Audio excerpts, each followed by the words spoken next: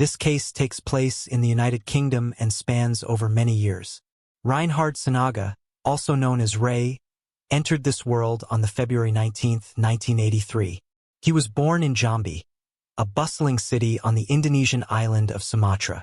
Although he was brought up in Jakarta in West Java, Ray belonged to a well-to-do family with his parents and his two younger brothers. Ethnically, they were part of the Batak people, a prominent Indonesian group known for their adherence to a conservative form of Protestant Christianity. Ray, the eldest among his siblings in a tribal community, carried the weight of providing and looking after his family as per tradition.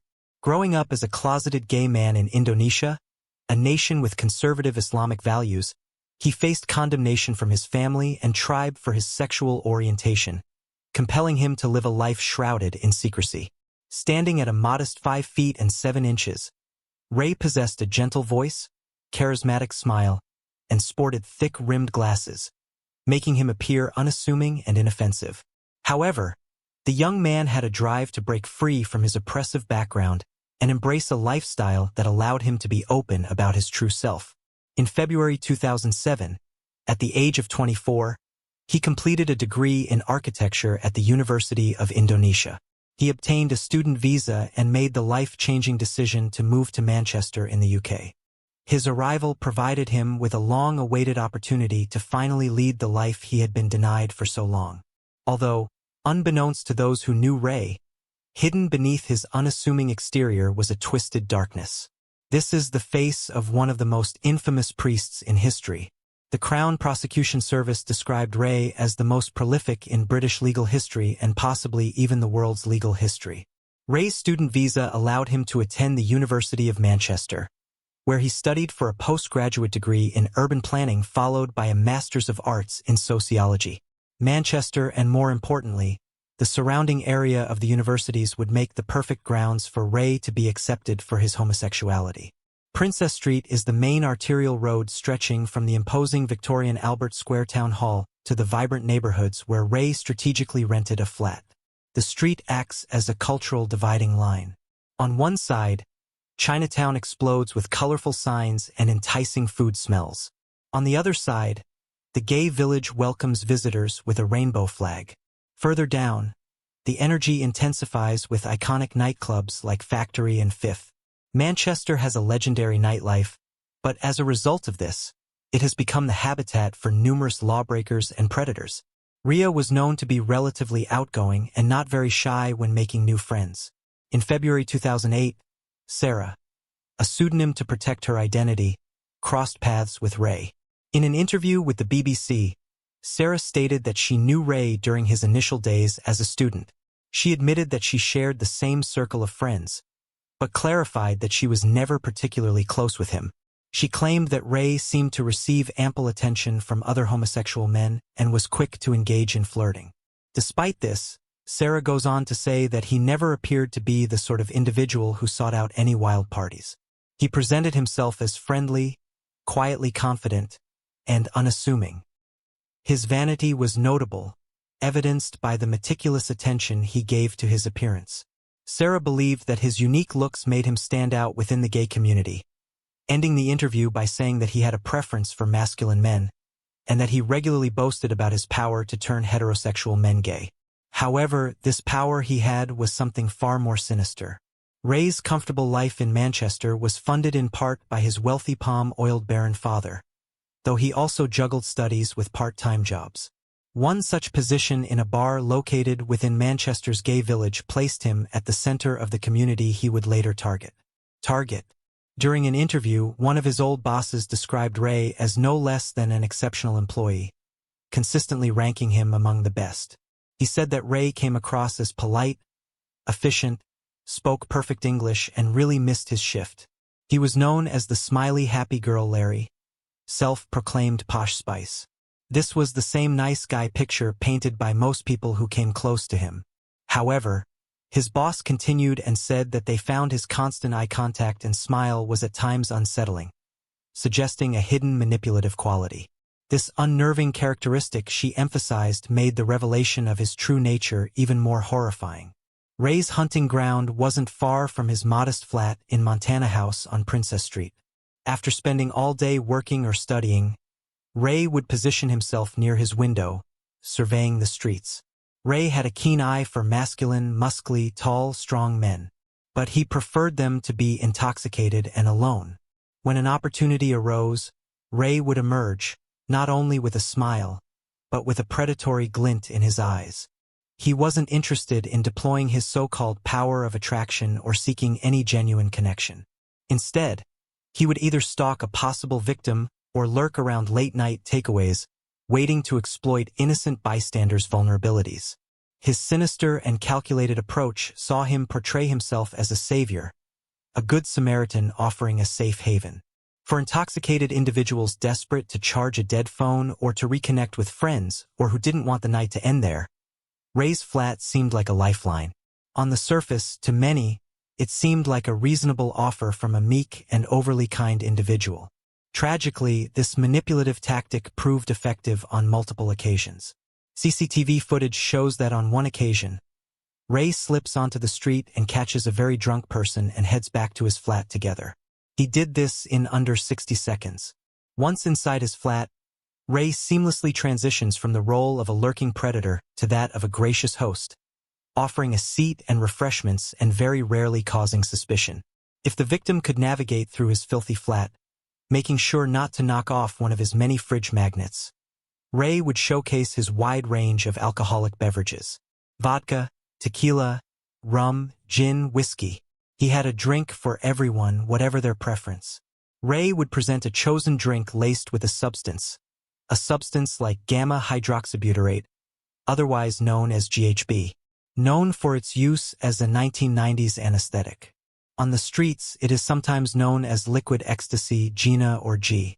It is readily available on the streets of Manchester and online. Essentially, GHB works in the brain and acts a little bit like alcohol. But if you take too much, you can become very sleepy, like a sedative, sometimes leading to a complete unconscious state.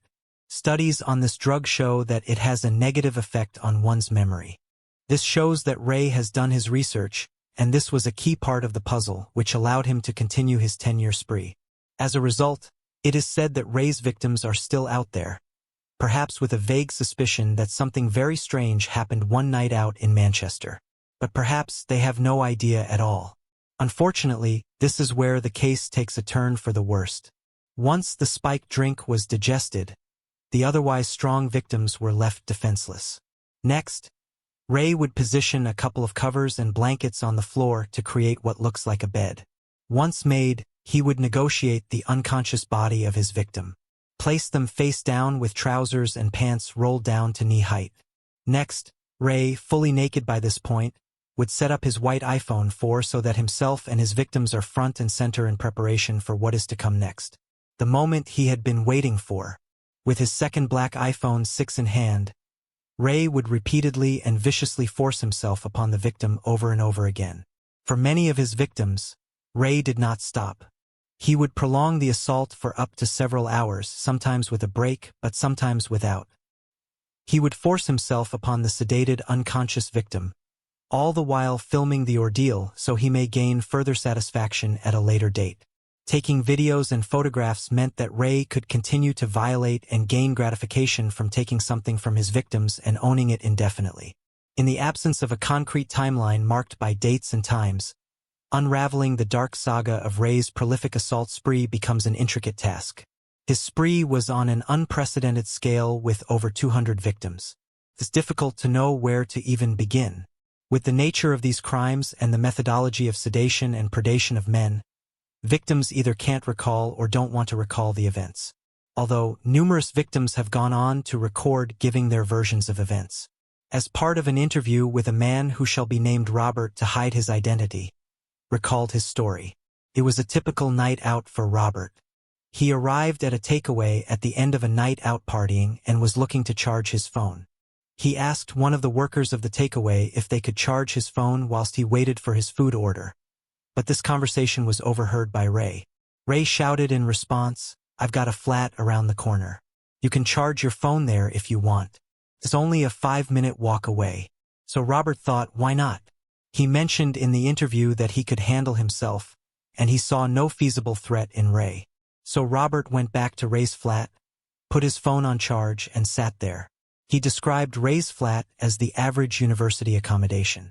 Nothing made him think he had something sinister going on. Ray went into action, offering him all sorts of drinks from his wide variety.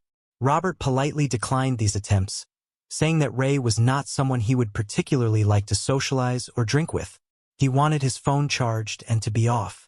Robert explained that Ray was persistent and offered a beverage a second time, this time with a range of different drinks. At this point, Robert thought that something was a little bit off. So after 15 minutes, with 5% juice on his phone, he made the wise decision to leave. On his way out, he politely exchanged numbers with Ray. However, he states that he was not interested in contacting him in the future. His name in the phone book was saved as Creepy Ray. For Robert, it is a tale of narrow escape. His fate rested on having a casual drink with a stranger. Where many may have left intact as Robert did, so many did not. Ray's exploits continued. A second man who shall not be named had crossed paths with Ray, and in an interview he stated the following. We were out for a night out at Factory nightclub, and in the early hours I lost my 3 friends.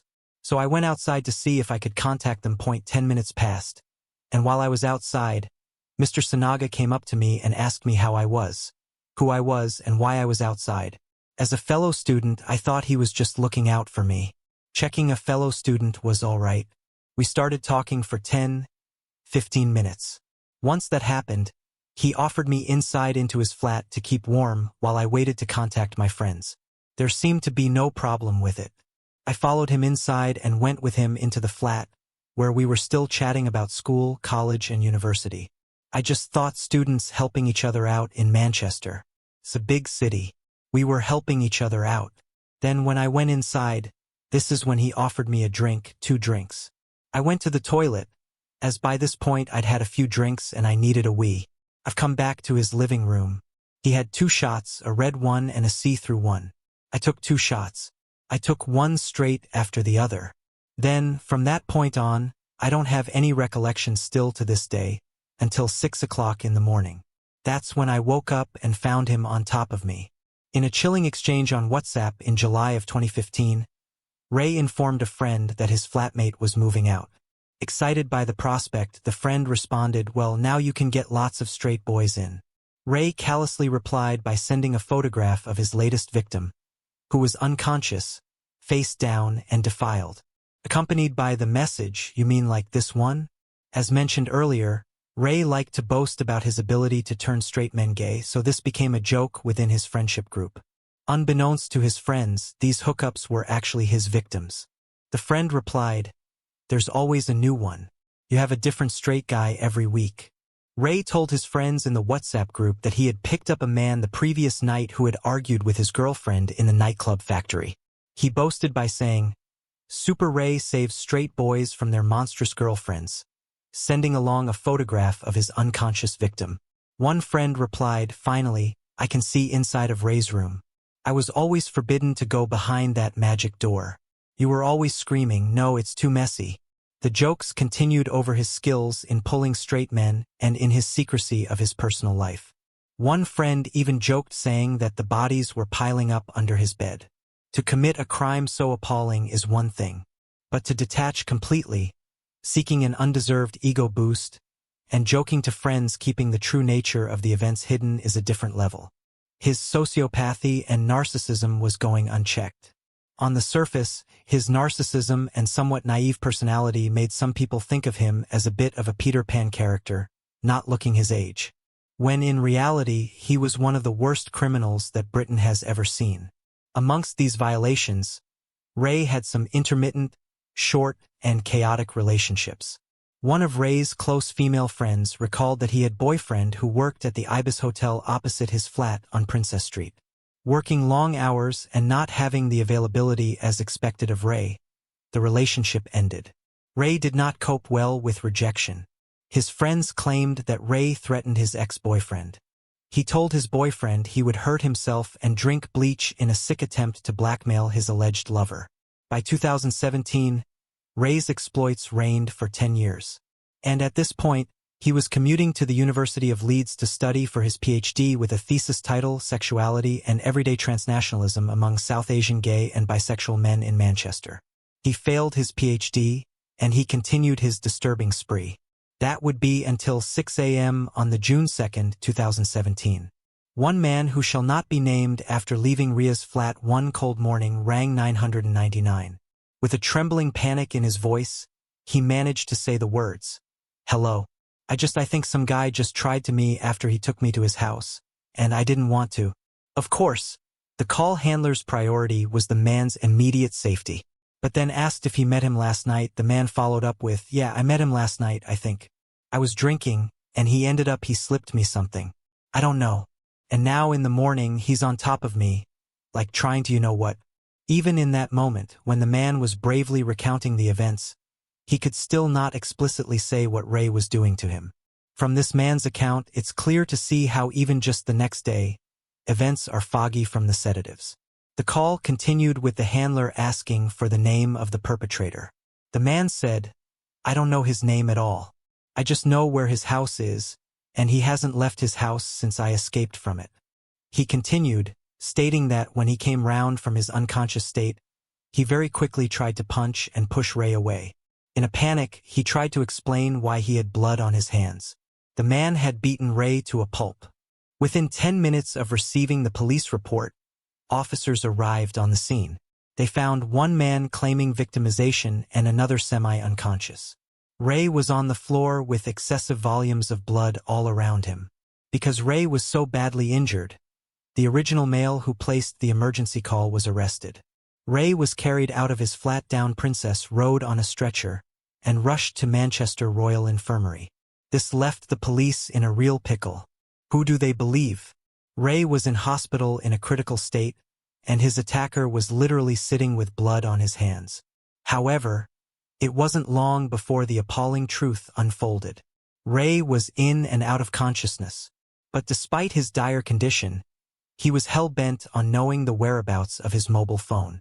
Detective Inspector Matt Gregory was the first officer to visit Ray whilst he was in hospital. Medical staff passed on that Ray was having waves of distress trying to find his mobile phone. Gregory had scanned the medical bay and found his phone under the bed. What was perplexing to the officers was that Ray, desperate to get onto his phone, gave the officer the incorrect PIN to unlock it for him. Could this be due to a head injury? Or was Ray hiding whatever was on his phone? Undeterred by these apparent games, the officer persisted and eventually received the code and unlocked Ray's mobile phone. In that moment, Ray conjured the ability to move and attempted to strike the mobile phone out of the hand of the officer. The officer became incredibly suspicious. So he went straight to the photograph application, and it was at this point that the cat was out of the bag. The officer was faced immediately with 3 disturbing thumbnails of an explicit naked male. He continued, knowing this information could be pivotal in the investigation. He watched 3 videos, much like many of the other film footage they would later find. A scene where a male lying face down and clothed had their trousers and underwear forcibly pulled down to their knees. In a harrowing turn, a naked individual identified as Ray approached the victim on the floor and proceeded to force himself upon them. In an unexpected turn of events, the man who was currently in police custody for grievous bodily harm charges was telling the truth. In the officer's hands was the footage mail being continuously essayed by Ray. The case was flipped, and the right man was then arrested. The man that police had in custody was released. Once released and the shock of the incident had begun to subside, the man went into his back pocket to access his phone. It was at this point he realized the phone he had picked up when scrambling out of the door of Ray's flat was in fact Ray's second mobile phone. He handed this phone to the police as evidence immediately. After scouring his primary phone, secondary phone, and other hard drives found in his flat, it was discovered that Ray had over 3 terabytes of explicit photographs and videos of over 200 men that he had essayed or forced himself upon. All drugged, all unconscious, every video analyzed by a team of police. To put this into perspective, the amount of footage that Ray had filmed would need to be stored on 1,500 DVDs. This was the work of a master manipulator, a young Indonesian male who gained the power through illegal substances to inflict pain and suffering to hundreds of young men. The case was aptly named Operation Island. Recovered from his residence at Montana House on Princess Street gave the chilling backdrop to each of his vile acts. Adjacent to his bed were a trove of trophies, including stored phones, driving licenses, student ID cards, watches, and wallets, all belonging to the men who he had violated. The Greater Manchester Police claims that the total amount of victims now stands at 206, substantiated by digital, physical, and corroborative evidence. On the September 28, 2018, the trial began. As the investigation continued and the first round of court hearings began, the prosecutors managed to make 48 victims the willing focal point of the case. A small percentage of the 206 uncovered during Operation Island. Approximately 60 people tragically could not be identified from the evidence. However, a further 80 men were identified and approached, but they did not want to go through as a victim in the trial.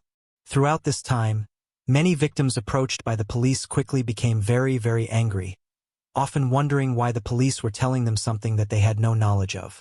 Some men were dismissive and some were completely emotionless, but many became extremely emotional, as if the revelation of what happened to them without them knowing was unveiled, and all the effects hit them at once. As if the trauma afflicted during the actual essay was buried within the consciousness, only to emerge once told. Over 70 of the victims sought help to address and overcome their assaults. Many saw relationship breakdowns with families and loved ones, as their mental health and self-esteem were crushed. Several found it difficult being physical again, and some wanted to take their own lives. The trial was a lengthy process and amounted to 4 separate trials, a difficult task for the Crown Prosecutor Ian Rushton.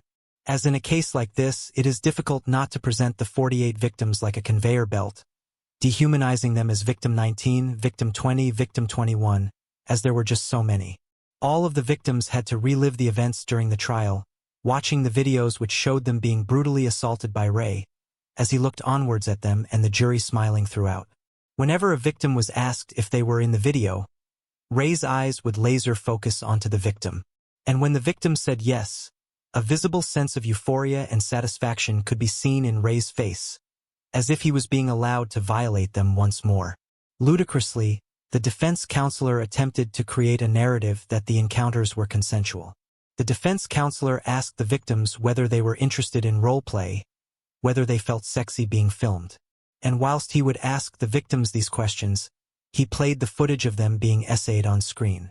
A truly diabolical and traumatic ordeal. The defense lawyer almost had the same lack of emotion as Ray, having no visible remorse and no emotional attachment to what was going on in that courtroom. Ray's defense claiming consensual engagement in his fantasy scenarios was unanimously rejected by all 4 juries. The prosecution, anticipating the gravity of the crimes, argued for a whole life sentence, a rare occurrence outside of mandatory life sentence cases. Ray was found guilty. However, the judge overseeing the case ultimately sentenced Ray to life in prison, but with a minimum term of 30 years before parole consideration. The judge described Ray as dangerous, deeply disturbed, and a perverted individual with no sense of reality.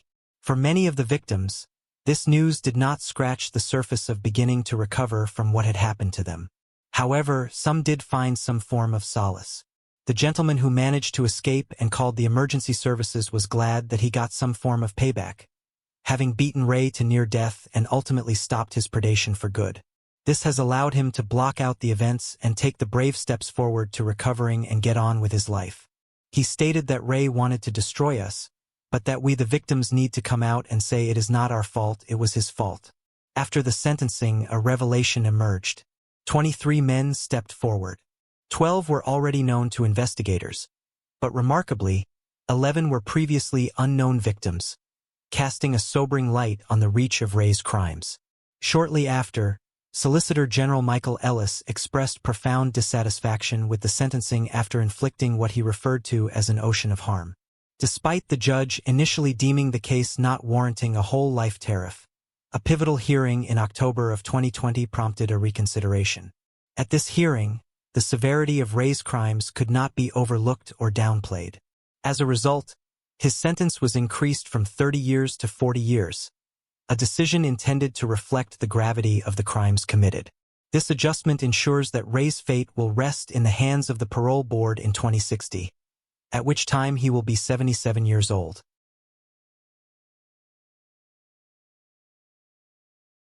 This case takes place in the United Kingdom on the August 29, 2019. Debbie Leach was a 24-year-old woman who lived in Blackpool. Debbie had Down syndrome and suffered with a number of other health issues. Because of this, she was described as vulnerable and was dependent on her mother, Elaine Clark. Debbie's mother and father broke up when she was just 5 years old, and Elaine weaponized Debbie against her father, Tom Leach. She would make it incredibly hard for Tom to see Debbie. He made attempts to see his daughter, but Elaine would always find ways to stop it from happening.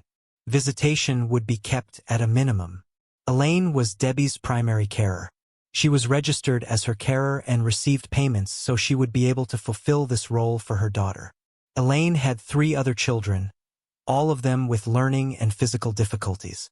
It's reported that the social services were very well aware of the family due to Elaine's parenting. Those who knew her, even close family, viewed her as a selfish and lazy mother. Elaine and her children moved to Leeds in 2014 and then to Blackpool in 2016. It's reported that whilst living in Leeds, Debbie attended a care center, went to college, had plenty of friends, and had a boyfriend. She was described by a support worker as shy, but was outgoing when she got to know someone, and by all accounts was somewhat happy. When they moved to Blackpool in 2016, Elaine did not allow Debbie to go to a new daycare center, and Elaine stopped providing as much care despite receiving enhanced benefits for caring for Debbie. In April of 2018, Debbie had a checkup from her GP. The GP became deeply concerned for her well-being when he noticed she had Norwegian scabies, a condition known to be associated with neglect. Debbie received treatment and was discharged. A follow-up appointment was required and set up, but Elaine did not bring Debbie in for the follow-up. Because of this, the hospital made a safeguarding referral to adult social services. However, nothing came of this despite the concerns that Elaine was neglectful carer before this even occurred. In autumn of 2018, social services began investigating Elaine due to her other daughter and grandson, who lived in her home with her too. The home was found to be an inadequate standard for them to live in. The court documents describe the filthy conditions of the home. Whilst this was being investigated, a file was also opened for Debbie as they found that she was not registered to access a care center. These care centers provided much relief for Elaine, allowed social services to keep a better eye on her, and would give Debbie a much needed social life. However, Elaine never followed up with the meetings that were set in place. There was a reason for this. The neglect had gotten much worse, and Elaine didn't want people to see the deterioration of Debbie. In 2019, family members and friends who visited Elaine's home saw the condition Debbie was in. Debbie had scabs on her body and had lost a considerable amount of weight. Debbie was known by those who knew her for her long hair, which she kept in good condition. Those close to her would later describe how she would often brush it to keep it looking perfect. But due to her clearly receiving an inadequate amount of nutrition, her hair was now short, thin, and scraggy. Upon seeing Debbie in such a condition, the family expressed their concerns to Elaine, but these concerns were simply dismissed. In April of 2019, relatives came over again. They asked where Debbie was, but Elaine just told them that she was unwell and that no one was allowed to go into her room. Although Elaine's niece didn't listen to this. She instead snuck away and entered Debbie's bedroom. What she found horrified her. The room was dark, untidy, and had a horrid smell. The niece walked further into the room to find Debbie in bed. She told Debbie to get up and to come downstairs. Debbie was incredibly frail. She was able to get up, but with great difficulty. Debbie struggled to walk as she made her way downstairs to the other relatives. She was crying. Her clothing was heavily soiled and appeared to be rotten.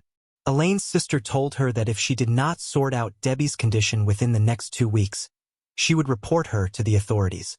In the weeks that followed, Elena showed her sister that Debbie's condition had improved, but this was a lie. In July, a party was held for Elaine's son. Relatives were told that Debbie was in her room and did not want to see anyone. They didn't believe a word of it, and they went to go and see Debbie in her room. As soon as they entered, they were hit by an appalling stench. Plates full of rotten food and dirty nappies surrounded her bed. Her skin was scabby and sore. The family confronted Elaine, but she rejected their concern. The family would later say that they could hear Debbie crying out for her mother, but Elaine didn't go to her. They told Elaine that Debbie would die if she was left in those conditions for much longer. The family contacted social services as safeguarding alert was sent to the family's GP, who visited that very evening. Elaine realized that they had called the authorities, so she quickly got Debbie out of her bed and brought her into the shower. With hot water and soap, she began to clean Debbie's skin. Her skin was covered in large sores and rashes. The hot water and soap entering these wounds would have been incredibly painful. Debbie's siblings could hear her screaming in agony. Now clean, she dressed Debbie in oversized clothing, managed to get her looking somewhat presentable before the doctor arrived. There was a knock at the door. Elaine greeted the doctor, who came in to check on Debbie's well-being. She told the doctor that Debbie was having some trouble controlling her bowels and bladder, so she had given her nappies to wear. She said that her family had seen Debbie before her nappy had been changed, and that this was the reason for her being dirty. Elaine told the doctor that her family had overreacted and that there was nothing wrong. The doctor noticed some sores and some dry skin, but he did not diagnose scabies at the time. He left and no further action was taken. On the August 1st, a prearranged visit occurred. Because these visits were prearranged, Elaine had time to clean Debbie and tidy her room so the authorities would not suspect a thing. Social services noted that Debbie did appear to be unwell, but noted that there were no serious concerns. It wasn't uncommon for Debbie's siblings to hear her crying. They would ask Elaine why their sister was upset, but Elaine just told them that Debbie was attention-seeking and to ignore her. Neighbors would also later say that they could hear Debbie crying. She could be heard shouting, "Mommy, Mommy," in her final days. These neighbors spoke with Elaine, but she just told them that Debbie was ill and to not worry about her cries. It would be on the August 29, 2019 that Elaine called the emergency services to report that Debbie had been ill for a while and had passed away. A medical team was sent to Elaine's home. She told them that Debbie had not been eating or drinking for the last few days and that she had found her dead in her room. The medical staff began walking up the stairs and entered into Debbie's bedroom. Immediately, they were hit with a foul odor. Debbie was lying on the floor in an unnatural position. Rigor mortis had set in. She was surrounded by her own feces. Maggots were found on the floor and near to Debbie's body, and her clothing was rotten. The medical staff couldn't believe the state Debbie's body was in. It was obvious that she had been neglected to an extreme degree. Debbie's face was covered in so many scabs that she was no longer recognizable. Her once luscious hair was incredibly thin, and large amounts of her skin was missing due to ulceration. The scabies mites had been allowed to breed and multiply, reflecting an infection that had taken some time to develop. The pathologist determined that the cause of death was severe emancipation and neglect with extensive and severe scabies skin infection. It said that her skin looked like raw flesh and was described like something out of a horror movie. Those who conducted the autopsy said that as they cut away her clothing, bits of skin came away with it, as her flesh and clothing had fused together, and mites were found crawling all over her back. According to medical records, Debbie usually weighed around 10 stone, which is 140 pounds or 63 kilograms. At the time of her death, Debbie weighed just 3 stone and 10 pounds. This is 52 pounds or 23 kilograms. She was described as just skin and bone. Elaine was questioned by the police. She lied and told them that she had done everything she could for Debbie, but that she was ill and was refusing food. The police didn't buy a word of this. She was arrested and charged with manslaughter. Debbie's father Tom didn't find out right away about his daughter's death. Instead, he saw that she had died in a Facebook post. When he inquired further, he found out about the horrific way his daughter had died. Tom would later say that he was not allowed to give Debbie a decent burial. This was because Elaine was allowed to make arrangements. He told the media, "I managed to get half of her ashes and I buried her in a local church right next to my dad." At least I was able to do that for her. Tom went on to say, every time she saw me, her face lit up. All I can do now is try to remember the good times. But the good times have been marred forever by what happened. Before the trial, Elaine pleaded not guilty and tried to claim that she was innocent. There was overwhelming evidence that she had purposefully neglected Debbie and watched her slowly die in agonizing pain and misery, helpless to save herself. 10 days before Elaine pleaded guilty. During the trial, Elaine spoke about her troubled upbringing as a means to justify her poor parenting skills and the neglect of Debbie. However, no real explanation was ever given. Elaine never gave a reason as to why she treated her own daughter in such a cruel way. When Elaine tried to pin all of her behavior on her upbringing, the judge told her that this does not offer an excuse for the way she allowed Debbie to die. Evidence was presented, which showed how Debbie's condition deteriorated over many months. They showed how Elaine prepared Debbie for the prearranged visits from the doctor and social workers so that she appeared to be in better condition than she actually was. There was plenty of opportunity for Debbie to be saved. But instead, Elaine tried her best to cover her tracks to allow her to continue to neglect Debbie. She obviously knew how to care for Debbie, well enough to present her in an acceptable condition to the doctors. But once they left, she went right back to tormenting and torturing her daughter with neglect. The judge overseeing the case said, "You were her mother. She lived with you and you were also paid for her care. The failures in your care of Debbie were so grossly negligent as to be criminal. You may be in denial, but you cannot pretend that this is not true. The condition in which Debbie was found shows that not only did you not do your best, but that you must have done absolutely nothing to care for her in the last days of her life. Instead, you simply abandoned her to die alone, in pain, and without nourishment in the most awful of physical surroundings. The suffering she must have experienced is readily apparent to anyone who has seen the photographs and read the papers in this case." Elaine was found guilty of manslaughter and was sentenced to 9 years and 7 months. Following Elaine's incarceration, the Solicitor General called for her sentence to be reviewed, as she believed it to be far too lenient. However, those who investigated the appeal stated that Elaine's guilty plea, her lack of previous convictions, her own personal difficulties, and the demands placed on her by being the sole carer of 4 children with additional needs led them to believe that the sentence was fair. Backing up the judge by stating, "The judge in this case took the necessary care." Her sentence remarks were lengthy and detailed. She identified and considered all the relevant factors of this very serious case. There is no basis which this sentence can be classed as unduly lenient. The effect is that the sentence remains as before. And so, the appeal to lengthen her sentence was rejected, and it's likely that Elaine will only serve a fraction of her sentence. I remember hearing about this story a while ago, and upon hearing the headline, it almost sounded too crazy to be true. So I just assumed it was some kind of clickbait, and how wrong I was. On the May 26, 2012, the police received a call from a cyclist named Larry Vega. Larry had just witnessed a naked man growling and eating another man's face. On this day, a 31-year-old man from Miami named Rudy Eugene was making his way back from a music festival called Urban Beach Week in Miami. He had abruptly left his girlfriend's house at 5:30 a.m. His girlfriend would later say he was behaving strangely. He rummaged around for his clothes, grabbed his Bible, and told her he was going to Miami Beach. He gave her a kiss goodbye, told her he loved her, and left. Rudy had a rather extensive criminal record. At just the age of 16, he had already been arrested 8 times. Back in February 2004, Rudy had broken several items in his mother's house, pushed her around, and made threats against her. His mother began to fear for her life, so she called the police and told them what Rudy had said. He had said to his own mother, "I'll put a gun to your head and kill you."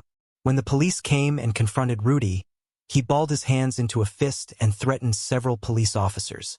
It took 3 taser shots to subdue him. Now, let's go back to the May 26, 2016. Rudy's car had broken down before reaching the festival. He had called his girlfriend and told her what had happened and explained he would be late home. He stayed with his car for around an hour before leaving and walking 3 kilometers along the MacArthur Causeway to the mainland. As he was walking along the street, several people reported a person swinging from lampposts and taking their clothes off. At around 2 p.m., Rudy had stripped completely naked and was tearing up the Bible and throwing the pages on the ground. At this time, he walked by the Miami Herald building and began speaking to an elderly homeless man named Ronald Popper. Ronald was a 65-year-old man who had been homeless since 1976. He was just sitting in the shade of the overpass. What happened next was partially captured on CCTV, but the footage isn't clear and the camera was far away.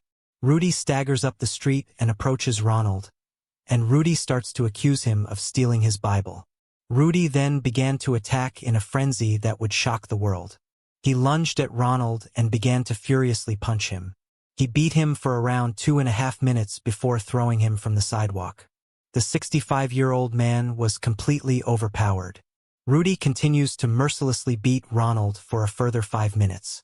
He then drags him along the sidewalk, ripping off his trousers as he does. All while this is happening, multiple cars and bikes slowed down and observed Ronald screaming for help, and they just passed by. Now out of view of the camera, Rudy begins to choke Ronald and pushes his fingers into his eyes and gouges his eyeballs from his sockets. He then begins to sink his teeth into his face and tears chunks of flesh from his skull. The whole disturbing incident occurred for a shocking 18 minutes before a police car is seen approaching. Thankfully, some of the people who had seen the attack had called the police. An officer named Jose Ramirez emerges from the car, unaware of just how dire the situation was. He does a double take at the bloody scene and draws his gun. He screams at Rudy, demanding that he stops at once. Rudy just looks up at the officer with a crazed look in his eye, flesh and blood dripping from his mouth. He then lets out a growl towards the officer and goes back to gnawing at the face of the poor defenseless man. With no other choice, Ramirez fires a bullet into Rudy's body. Remarkably, this gunshot proves to be ineffective. Rudy just continues to rip the flesh from Donald's face. He then fires his weapon another 4 times. A total of 5 bullets was enough to stop the crazed cannibal. Paramedics eventually arrive, and Ronald, who is still alive and conscious, is taken to hospital. Rudy was pronounced dead. When Ronald arrived at the hospital, he was in critical condition with 80% of his face above the beard line missing. He had lost his eyebrows, his nose, parts of his forehead and cheek, and his left eye had been ripped out. The damage to his right eye had been too severe and he was now completely blind. Doctors covered up the right eye with a flap of skin taken from his scalp and forehead. In just 7 weeks, charitable donations had flooded in to help Ronald. Over $100,000 was raised. In the following months, he went through various facial reconstructive surgery. A year following the attack, he gained more than 50 pounds in much-needed weight and received help from an occupational therapist who taught him how to dress himself, shave, shower, and feed himself. He was also gifted a guitar to keep him busy. There are pictures online of the injuries just after the attack had taken place. I can't show them here on YouTube for obvious reasons, but they are just a Google search away. When asked about the incident, Ronald gave a chilling account of what happened. He said, "For a very short moment of time, I thought he was a good guy, but he just went and turned berserk. He said to me, 'You and me, buddy, no one else here, I'm gonna kill you.' He then just started to scream." Ronald then went on to say, "He smashed my face into the sidewalk and then strangled me in wrestling holds. At the same time, he plucked my eyes out. I just didn't know how to get away from the guy. He just ripped me into ribbons. He chewed up my face and plucked out my eyes. That's basically all there is to say about it. I thank the Miami Police Department for saving my life. If they didn't get there in the nick of time, I would have definitely been in worse shape, possibly dead on the scene." Ronald has also recorded a video that can be found on YouTube, where he thanks the community for all of their support. From what I can gather about Ronald's early life, is that he was a rather intelligent young man when he finished high school. There isn't a great deal of information about how he actually ended up living on the streets. He was already homeless in 1976. He was shot and treated for a gunshot wound. And when asked for his address at the hospital, he put down the Salvation Army shelter. He also has a record of arrests for trespassing, public intoxication, and sleeping in public. He slept on a cardboard box just across the street from where the attack had taken place. He would often listen to a small radio and never troubled anyone. Ronald doesn't like to speak about the attack, so information about how he is these days is hard to find. Whenever journalists would speak to him, he would often shut it down quickly by saying he was tired. Now I guess you're wondering what could possibly motivate someone to do this. According to the people that knew Rudy, they said he was just an average guy. A little quiet and private, but nothing that indicated he was capable of doing anything as barbaric as this. None of his friends or family noticed any change in terms of his mental health. Despite them saying this, he was actually known to be violent at times. A powerful synthetic drug commonly known as bath salts was thought to be the culprit fueling this frenzy. But strangely, toxicology reports showed that Rudy only had marijuana in his system. It should be known that there are some synthetic drugs that are undetectable. The autopsy uncovered some rather strange things. They found several unidentified, undigested pills in his system, but they did not find any human flesh. Following the death of Rudy, his mother struggled to find any church that would be willing to hold his funeral, as he was now known as the Miami Cannibal. Whenever they found out about how he died, they would cancel the ceremony. After being turned down multiple times, Rudy's funeral was held in a funeral home. Those that knew Rudy claimed that what happened just doesn't line up with who he was.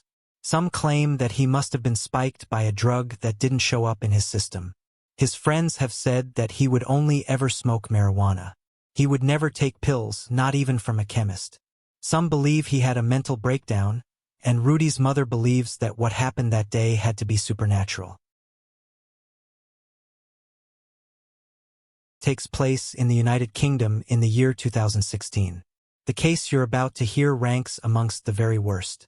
It has a manipulative, narcissistic leader, and the naive followers who, under intense control and coercion, became perpetrators and finishes in the brutal end of a vulnerable man. This case begins with a man named Zahid. Zahid was born in 1974. His early life and family details remain mostly unknown, although it is known that he had several previous criminal convictions. He was charged with burglary and dangerous driving, and when he was younger, he was cautioned with possessing a weapon at Manchester Airport. Zahid lived in Sheffield, England during his late 20s and early 30s. At this time, he had experienced a severe car accident, which left him in a coma and eventually reliant on a wheelchair. Now this account came from Zahid himself exclusively with no information on the accident anywhere, which raises concerns over the legitimacy of the story. During the early 2000s, Zahid turned online dating where he used a striking profile photo featuring gold bullion stacks as a backdrop. This image suggested that he was very wealthy or at least associated with money himself.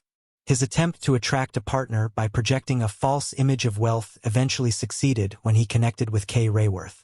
In February 2005, when Zahid was 31 and Kay was 44, they started dating. Kay was born in 1960 and married her first husband when she was young. They went on to have 2 children. They divorced in the early 1990s. Kay lived in North Shields, which is a town just northeast of Newcastle, a large city in northern England. A close friend of Kay's named Helen O'Keefe was later interviewed. She mentioned that Kay was a carer and that she was lovely to be around. She said she was gentle, caring, and a genuinely nice person. She was also a regular attendee of church and sang in the choir. She was well-liked and had a range of close friends who she kept regular contact with. Kay would later remarry, but the relationship fell apart, and the two divorced. Following her divorce from her second husband, she spiraled into a depression and began seeking the attention of men and entered into some casual flings. Susan Gordon was a close friend of Kay's. Their friendship dated back to school in the 1970s, and she considered Kay more like her sister. They would see each other every single day. However, their friendship changed after Kay met Sirid on an online dating site. Susan noticed that KH began to change, suggesting Zahid's influence gradually isolating her from friends and familiar connections in the community. Zahid and KH's relationship developed into a serious relationship pretty quickly. He then requested that he come to live with her at her house. Kay was in a desperate state. She was flattered by the attention she was getting from a younger man, and so she accepted his request. When he arrived, he gave her £20,000 towards her mortgage. It is unclear where Zahid got this money from. As more time went on, Zahid began asserting his control within the household. And soon enough, he began dictating Kay's every move. He restricted her contact with her friends, dictated who she could see and who she couldn't see, and slowly made her cut off contact with everyone. As a result, she became very withdrawn and lost contact with her friends. She became extremely isolated and even stopped attending church. Eventually, her contact with her children reduced dramatically too. On one occasion, Susan Gordon once saw Zahid and Kay in a cafe. When Kay tried ordering some bacon, Zahid told her she wasn't allowed. Susan questioned this and said that she is a Christian, not a Muslim. But Zahid stated that she would have to brush her teeth before kissing him if she ate it. Susan later said that Kay appeared to be disheveled, a hollowed-out version of her former self. She became worried of Zahid's control and for her well-being. After this point, Kay would often avoid eye contact with friends if she saw them in public and would always lower her head. Under Zahid's influence, Kay eventually converted from Christianity to Islam, which was a shift that puzzled her former friends. Over time, Zahid's behavior over Kay became increasingly violent. He frequently attacked her with his crutches, which he either used for walking or carried with him when he was in his wheelchair. His aggression often extended to hammering the walls of the house in fits of rage. On one reported occasion, he even spat in Kay's face. When confronted about his behavior, Zahid would excuse his aggression, claiming that it stemmed from head trauma due to his injuries, which he said had altered his personality. This explanation served to justify his escalating abuse while keeping Kay under his control. Kay attempted to leave Zahid multiple times, but he used calculated tactics to prevent her from breaking free. One of his methods was claiming membership in a criminal gang from Sheffield, reinforcing his claim by wearing a bulletproof vest to appear dangerous and connected. These manipulations kept Kay feeling trapped and fearful, which cemented his control over her. His behavior behind closed doors was juxtaposed to his public image, which at first was something of a saint. Despite allegedly being wheelchair-bound, he volunteered frequently at his local soup hall, where he would help to feed the homeless. He presented himself as a supportive figure in the community, portraying the role of a caregiver and advocate for vulnerable people. However, many others didn't buy it. Some people saw him performing activities that seemed inconsistent with a wheelchair-bound person. He was seen running for a bus, jumping out of his wheelchair during heated arguments, and even shoveling sand during a garden construction project. So publicly, he exaggerated his disability to gain sympathy and for financial benefits, enhancing his reputation with charity work to present himself as a model citizen. Privately, however, he was horrific, using manipulation to mentally and physically control those close to him. By February 2009, after 4 years with Kay, Zahid returned to online platforms, including Facebook. He did this to seek a second partner. He resumed his catfishing tactics using a profile photo featuring a gold bullion background, presenting himself as a heroic man of the people. Although it took him several years to find someone willing to join his and Kay's relationship, he persuaded a woman named Myra Wood to enter their circle. Myra Wood was born on the October 29, 1966. Myra was not socially inexperienced, but she did have a troubled childhood resulting in struggles with depression, anxiety, and PTSD. By 2011, she was divorced and had a daughter, Elizabeth, who remembered her as a loving mother until her relationship with Zahid distanced Myra from her family. Elizabeth later said, "She was all for him and not for us." Initially, Zahid seemed polite and charming. However, when Myra was released from a 16-week sentence for theft in 2013, she had no place to live. And so Kay and Zahid offered her a room in Kay's home. This brought Myra and Kay together under one roof for the first time despite their long acquaintance. Myra later described this as a pivotal point where Zahid's control intensified. Myra was financially vulnerable. She worked as a cleaner, but she was barely able to make ends meet. Despite this, Zahid started demanding large quantities of money from her for his support, which in turn made her more reliant on him. He eventually made Myra one of his official carers, allowing her to claim carer's allowance, which he took from her as well. Their relationship grew increasingly hostile, with Zahid erupting in rage during arguments, mirroring his attacks on Kay. Physical violence escalated, including strangling Myra multiple times. Both women suffered under his control. They were sometimes pinned down to the floor under his weight and strangled or slapped. Zahid shouted that he could kill them if he wanted to. At times, he held a knife to Myra's abdomen, nearly following through on his death threats. According to Myra, Zahid had some incredibly dark fetishes. He would force both of the women to drink his urine, which he used as a calculated display of dominance and control.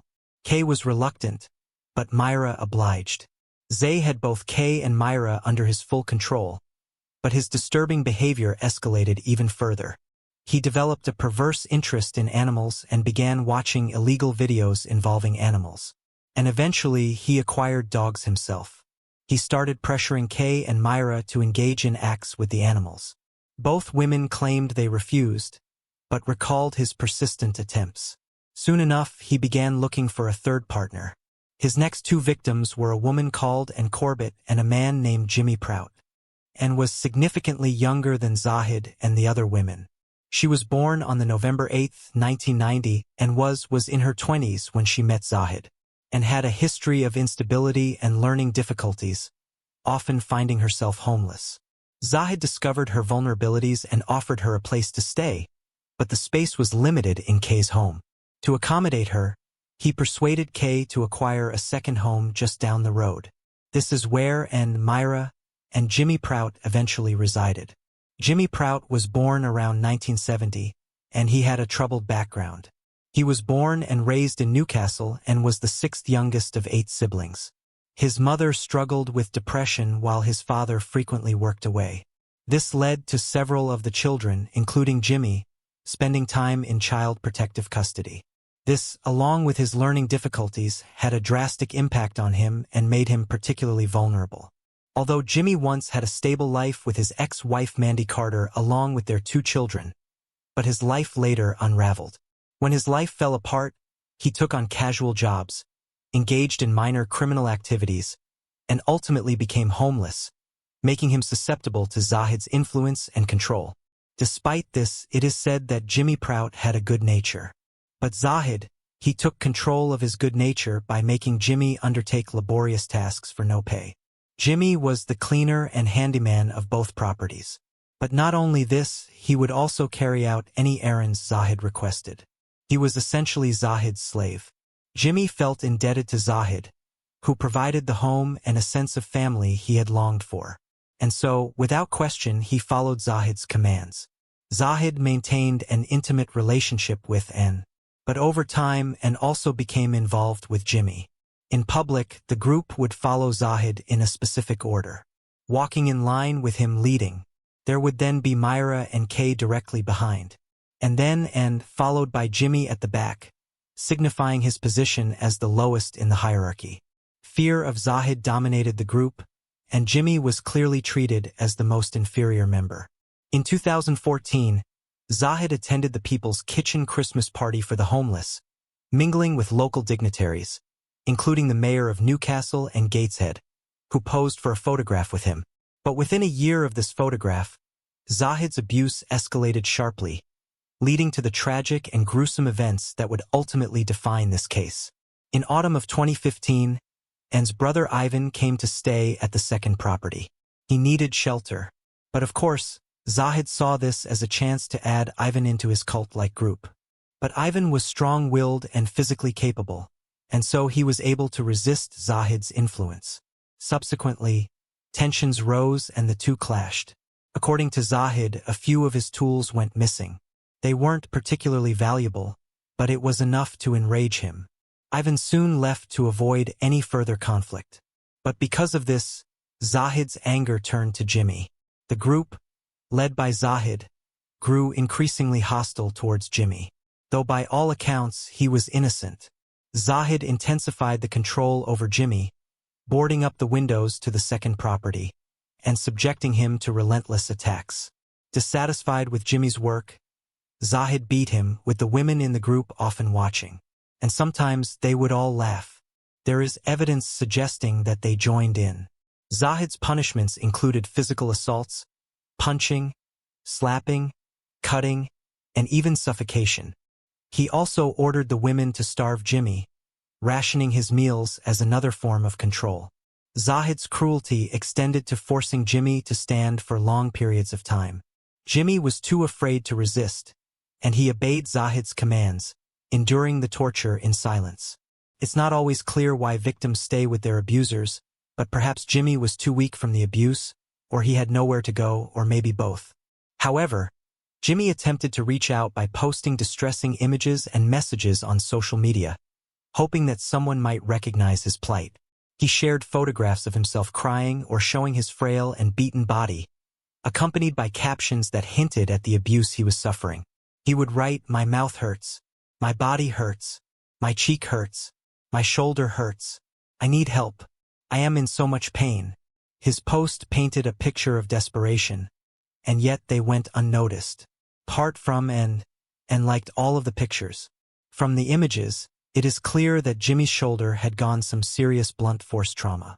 The sadistic torture was entirely orchestrated by Zahid, and his bloodlust was only escalating. Zahid remembered that he still had pliers in his toolbox. He took the pliers, forced Jimmy's mouth open, and began to pull out his teeth. According to the women, when Zahid came across a particularly stubborn tooth, he would get out his hammer and chisel to smash away their deeply rooted tooth.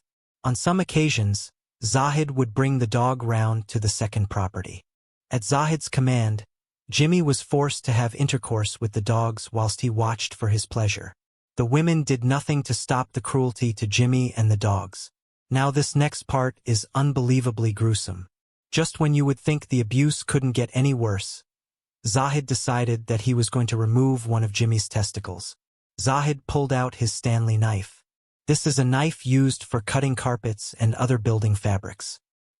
He passed the knife to Ann Corbett and told her to cut open his scrotum and remove one of his testicles, and made the initial cut, but then she refused, and she just couldn't bear it any longer. So Zahid grabbed the Stanley knife and did it himself. Jimmy was given no painkillers before, during, or after. Zahid proceeded to cut the scrotum and attached the testicle before force-feeding it to Jimmy. He then made sure that Jimmy consumed it. Zahid then commanded and to burn the wound with a heated metal bolt to seal it before sewing it up. Jimmy would, of course, been in extreme pain, but the others in the group just watched and laughed, and they would later kick him in the groin. On the November 27, 2015, Jimmy visited the hospital in severe pain. Despite his obvious injuries, he concealed the true cause, only hinting that he knew the person responsible. He refrained from identifying the attacker, fearing further harm, and this was noted in his medical records. Yet, despite them realizing, no action was taken to report the attacks, and Jimmy was simply given a sick note before being sent home. On the November 30th, Jimmy returned to the hospital accompanied by Zahid and Ann. Zahid dominated the conversation, explaining Jimmy's injuries as the result of an assault and insisting that Jimmy needed an extended sick note. When the doctor examined Jimmy, he observed stab wounds to which the hit claimed that Jimmy's attackers had attempted to stab him, but failed because Jimmy was wearing a number of coats. The doctor noted the previous visit, and in his medical notes, there was writing pointing to signs that Jimmy was suffering greatly. Yet no action followed. Several weeks later, they returned to the doctor again. This time, the doctor had a member of the learning disability team present. The doctor raised concerns about Jimmy's missing teeth, prompting and to claim that Jimmy had removed them himself. The doctor and his team noticed Jimmy's fearful demeanor, but Zahid convinced them that Jimmy's injuries were self-inflicted and that they were simply just trying to take care of him. Despite signs of extreme neglect and harm, no further intervention occurred, leaving Jimmy under Zahid's control. And the attacks continued. Jimmy's health deteriorated rapidly, eventually leaving him so frail that he could only walk if Kay and Myra held him up by each arm. Surveillance footage captured moments where Kay and Myra dragged Jimmy through the streets against his will. Zahid, Myra, Kay, and showed complete contempt for him. In one sickening incident, Myra and Zahid were on a bus, and they showed a local woman photos of Jimmy's bruised and battered body. As Zahid displayed the images, Myra laughed, and the woman was deeply horrified. His skin was bruised to the point of blackness, and she expressed concerns. But Zahid dismissed it, saying that Jimmy deserved the attacks. Another disturbing incident occurred on a frigid morning in January 2016, when a neighbor found Jimmy slumped against her gate, wearing only a sleeveless jacket. Jimmy was too weak to stand up, and he could only manage to say the words, "Help me." Despite these distressing interactions and multiple doctor visits, these red flags were ignored. Ultimately, there were 17 documented opportunities where authorities or witnesses could have intervened and saved Jimmy. But they never did, and ultimately Jimmy's days were numbered. It would be and who delivered the final and brutal act. In the early morning hours of the February 9, 2019, Jimmy was in extreme pain. Because of this pain, he screamed through the night. Because of his screaming, Mayor called Zahid, and the group gathered to decide how to silence him. Zahid instructed Anne to gag him, which she did. According to Anne, what happened next was accidental. But she used a piece of clothing to wrap around his mouth and nose. Laying there battered, bruised, and alone, Jimmy suffocated to death. At 6 a.m., Jimmy passed away. Once the gang realized that Jimmy was dead, they wrapped his body up in layers of clothing and placed him into a sleeping bag. The gang then transported him to a barren area around 100 meters away from the home. They left him there hidden in the shrubs and exposed to the elements. To cover their tracks, Zahid later burned evidence in a bonfire before the group attempted to resume their lives as normal, as if nothing had even happened. Although soon enough, the group began breaking down under guilt and paranoia, fearing that they might be caught. Each member had blood on their hands. None of the women were mere bystanders. They either inflicted harm or allowed Jimmy's torture to continue. On the March 25, 2016, a fight erupted between Zahid and Anne, prompting Zahid to call the police. Zahid claimed that Anne had attacked him and that she had killed Jimmy Prout. In a pathetic and desperate attempt to save himself from the crime, Zahid tried to pin all of the blame on Anne. The police arrived to find Zahid inconsolable, surrounded by a distressed Kay and Myra. But inconsistencies in his story raised suspicion. The following day, the police arrested Zahid and Kay and Myra for questioning. Zahid, Kay, and Myra planned to blame everything on Anne. But in another police room, Anne had confessed to the location of Jimmy's body. She admitted that she had suffocated him by accident and led the police to his remains. On the March 27, 2016, Jimmy's badly decomposed body was discovered.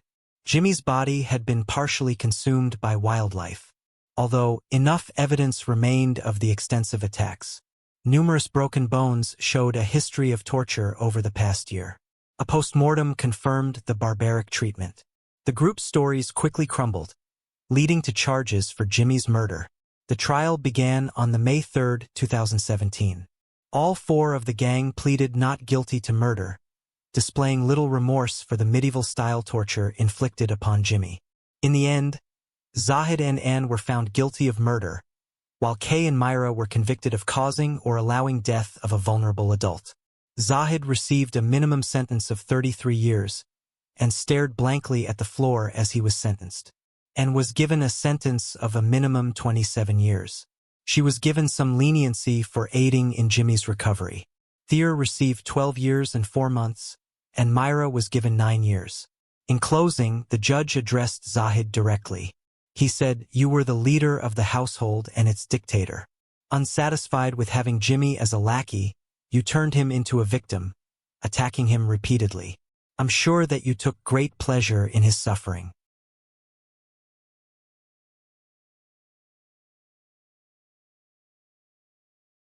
As the gang exited the courtroom, onlookers shouted, "I hope you rot in hell." This case takes place in the United Kingdom on the June 19, 2003. Andrew Lamb was known as a successful English businessman living a life of wealth and luxury in Malta. But in reality, he was keeping a dark secret. His name was not Andrew Lamb. It was Christopher Giesmar Jr., and he was involved in one of the most brutal and cruel cases in British legal history. Christopher grew up privileged and wealthy. As a teenager, Christopher left school to join the family business. But it was no ordinary business. As part of his duties, Christopher would learn about the world of surveillance and gathering intelligence. And like his father before him, he too became a success in the industry, displaying an aptitude for undercover work and investigation. Christopher showcased his talents when he infiltrated organized crime gangs in Wolverhampton and a far-right movement in Nottingham, collaborating with media outlets like Channel 4 and BBC. His future seemed promising, and he was well on the way to building a successful career in the television business. However, fate took a dark turn when he crossed paths with one of Manchester's most notorious gangsters, John Wilson. A man with an incredibly violent reputation, he drew Christopher into the world of crime, leading him to commit horrific acts. Also working with Wilson was a man named Brian Waters, a 44-year-old cannabis dealer who was growing plants at Burnhouse Farm near Cheshire. He set up the farm at Burnhouse with his son and daughter, who were adults, and a man named Solomon Razek. Whilst Brian dealt for Wilson, he kept this operation secret, and the operation made around £3,000 a month. Brian had contacts in the Netherlands, and he would often broker deals between Wilson and his other Dutch associates. In 1999, during a return trip to the UK from Holland, Brian was caught at a port with £20,000 in cash. This cash belonged to John Wilson. The money was, of course, from dealing illegal substances. And because Brian couldn't give a reason where this money had come from, it was confiscated. Despite this incident, Brian and Wilson's association continued. And by late 2002, Brian was involved in dealing other substances on behalf of the mobster. But during the Christmas season, Brian was robbed. This resulted in him owing thousands of more pounds to Wilson, plunging him further into debt. Wilson was furious. He demanded Christopher's skills in surveillance to be used on Brian and his family. He was tasked with trailing Brian's son Gavin from their home and followed him all the way to Burnhouse Farm where they were secretly growing the plants. Christopher waited for Gavin to leave and then entered the farm, coming across this secret operation. Christopher relayed this information back to Wilson, who was absolutely outraged. He believed that Brian was going behind his back and selling without his consent. So Wilson gave the orders for his gang to ransack Brian's farm, steal his plants and equipment. This gang included Christopher, a man named James Raven, otherwise known as the Milkman, due to him being able to deliver when hired to deal with other criminals. He was also somewhat of an intimidating man with tattoos that read, "Maniac" and "Proceed with caution." And there was a good reason for these tattoos. There was also Otis Matthews, who was Wilson's right-hand man, and someone who was capable of extreme violence. And finally, David Moran. David would play no part in what was about to unfold. He was there to keep watch for the police whilst the other gang members ransacked the farm, but more on his part later. Wilson got these 4 men to do his dirty work and sent them over to the farm. When these men arrived, nobody else was there. They began loading all of the plants and equipment into a van they had brought with them, stealing everything of value.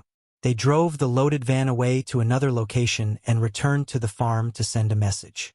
Suman Rasak arrived at the farm to tend to the plants, completely oblivious to the horrors that awaited him. Little did he know that his life was about to change forever as he was ambushed by the men sent by Wilson. As he entered the farm, Razak endured a relentless barrage of punches and kicks to his face. The men started demanding for money, but Razak had no idea what they were talking about. The men then tied him up with rope and suspended him upside down and plunged him head first into a barrel filled with dirty water. They continued to press Razek for the information about the money, but Razek replied saying that he had no idea what they were talking about. So the men then electrocuted him and poured acid on his body. The brutality only escalated from there. A pillowcase was thrown over Razek's head and set on fire. The fire burned his shoulders and neck before it was extinguished. He was then tortured with an industrial staple gun, causing unimaginable pain and torment. Multiple staples were fired into his head and back. This horrific torture lasted for well over an hour, but he was still alive.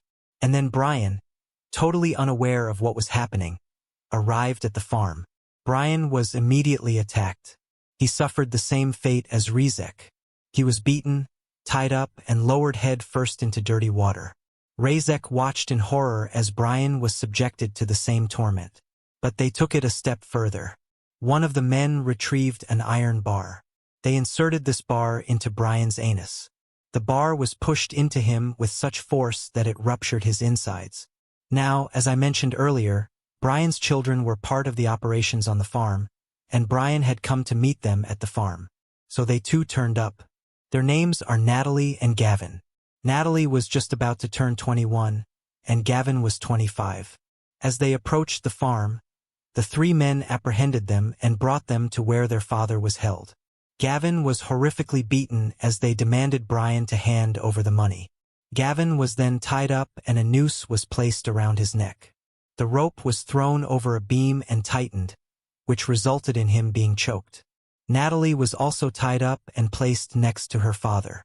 The gang put a gun in Natalie's mouth and demanded the money from Brian, but he didn't have it.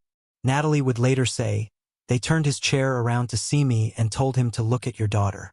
Do you really want her to go through this?" Then one of them sliced off her top with a knife and demanded the $20,000 to be handed over. A bin bag was then set on fire over Brian. The hot plastic dripped onto his exposed skin. The industrial stapler was then fired into his back and skull. Gavin and Natalie could do nothing but watch as their father was mercilessly beaten for hours.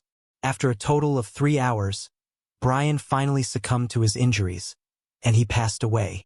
Natalie would later say that she could hear her father breathing heavily, but then his breathing stopped. She knew that her father was dead. The gang, not yet satisfied with their cruelty, then stole Brian's car and made their way over to his home where his wife was. They theorized that the missing money could be there. So they abducted Brian's wife Julie, and she was driven to the farm. As I mentioned earlier, the fourth man, David Moran, was keeping lookout. Whilst he was doing this, Wilson told David to call the police and report that he had seen an attack at the farm. Why this happened is unclear. Please, Newport connecting. Payphone 015-657-2252. Thank you. Hello, please. Hello. Hi. I've just come off the M6 for Manchester Airport on the front of the junction of 18. Yeah. Going towards north, which will be AWA 556. Yes. I've got there, and the first farm on the right-hand side. Yep. It was about 500 yards. It looked like there was 3 men beating somebody up in the courtyard. All right. Did it look like if you come over junction 18 and take the 556? Yeah. That think it's 18. That's 19, that one, actually. I think. 19. Yep. 556. Yeah. About 500 yards on the right, yeah. Going towards North Way in the farmyard. Like, in that just a lot of these 3 gentlemen in all 3 minutes. As the men had got to the farm with Julie, the police arrived on the scene, responding to the call made by David. The men ran, but James Raven was caught by the police, as Otis and Christopher were able to get away. As the police descended upon the farm, they were met with disturbing scenes of extreme violence and horror. They found Brian dead, but thankfully Natalie, Gavin, and Rozek were all still alive, although they were of course extremely traumatized and in horrific pain. An autopsy was conducted on Brian's body. They found that he had over 100 separate injuries in what was one of the worst torture cases Britain has ever seen. His insides were ruptured by the iron bar. He had broken ribs, bleeding on the brain, fractures to his face, a collapsed lung, and the list just goes on. At the crime scene, the killers left behind a trail of damning clues that seemed almost too absurd to be true.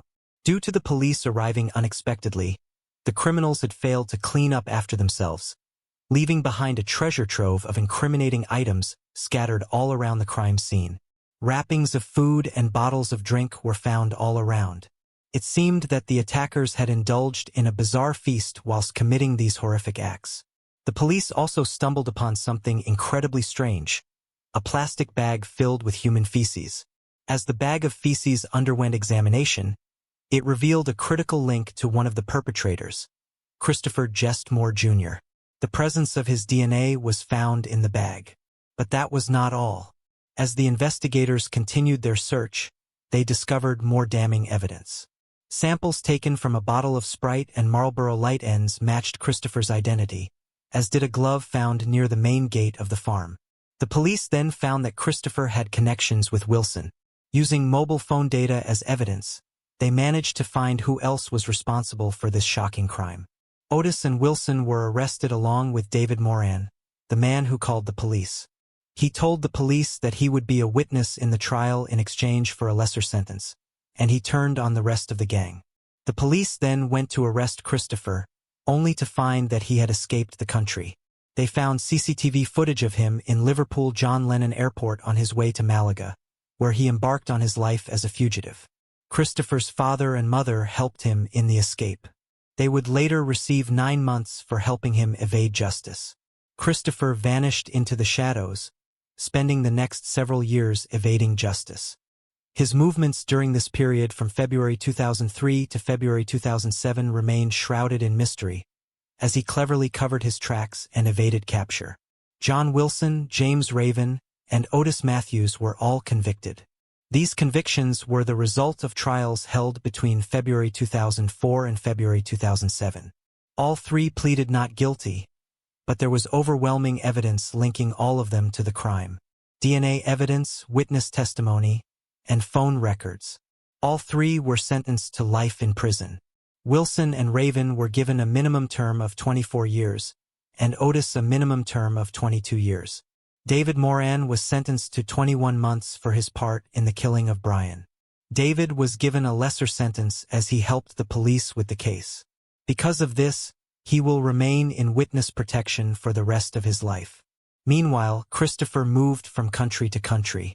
He found refuge in the Mediterranean haven of Malta, where he assumed a new identity, Andrew Lamb.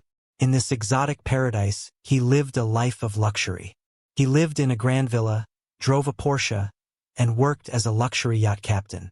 To those who knew him in Malta, he was a seemingly successful British businessman with connections that reached as far as the Moroccan royal family and the Egyptian military. As Christopher settled into his new life of luxury, he believed he had successfully escaped justice. He immersed himself in a world of wealth and prestige, relishing in the illusion of safety and freedom. However, the police were gradually closing in on him. For 16 long years, Christopher Jesmore Jr. managed to elude justice. But in May of 2019, Christopher's name appeared on Europe's most wanted list. Just 4 weeks after this listing, Christopher was identified and caught. Throughout the painstaking extradition proceedings that followed, he clung to his new identity of Andrew Lamb, which further complicated the process. But his true identity was soon exposed, and he was brought back to the United Kingdom. March of 2021 marked a pivotal moment as the trial of Christopher commenced at Chester Crown Court.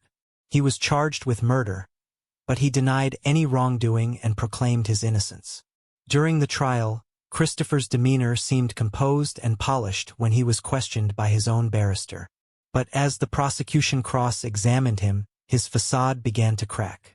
The once brash and arrogant man now appeared to be unsettled, with evident gaps in his account and evasive answers. In a rather dramatic twist, Christopher received unexpected support from his godfather, Stephen Hayes. Stephen claimed that he was with Christopher on the night of the murder, and that they went to a wine bar together. This testimony suggested that Christopher could not have been at the scene of the crime, leading the jury to deadlock, resulting in a retrial in November.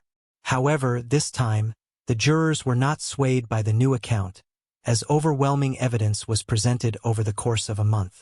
Despite Christopher's protests of innocence, it became very clear that he had been an eager participant in the heinous violence inflicted on behalf of Wilson. After 18 years, Christopher was found guilty, and he was sentenced to life in prison with a minimum term of 24 years.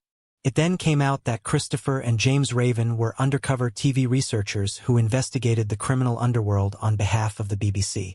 They were paid £52,000 by the BBC for just one job, despite them knowing full well that they were part of the criminal underworld. The case of Brian Waters is one of the most horrific in British legal history, and has left a lasting, unimaginable pain on his family.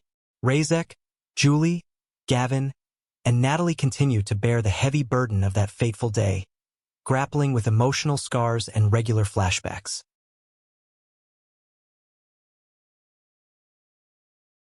The case takes place on the March 27, 2004 in Texas, USA. Andre Thomas was a 21-year-old man who lived in Sherman, Texas. Growing up, Andre had a rather tough childhood. He had 5 brothers, and his mother was pretty much raising them single-handedly. However, she struggled with depression and had deep childhood trauma, and would often turn to alcohol to cope. Both sides of Andre's family suffered with alcoholism and serious mental health issues.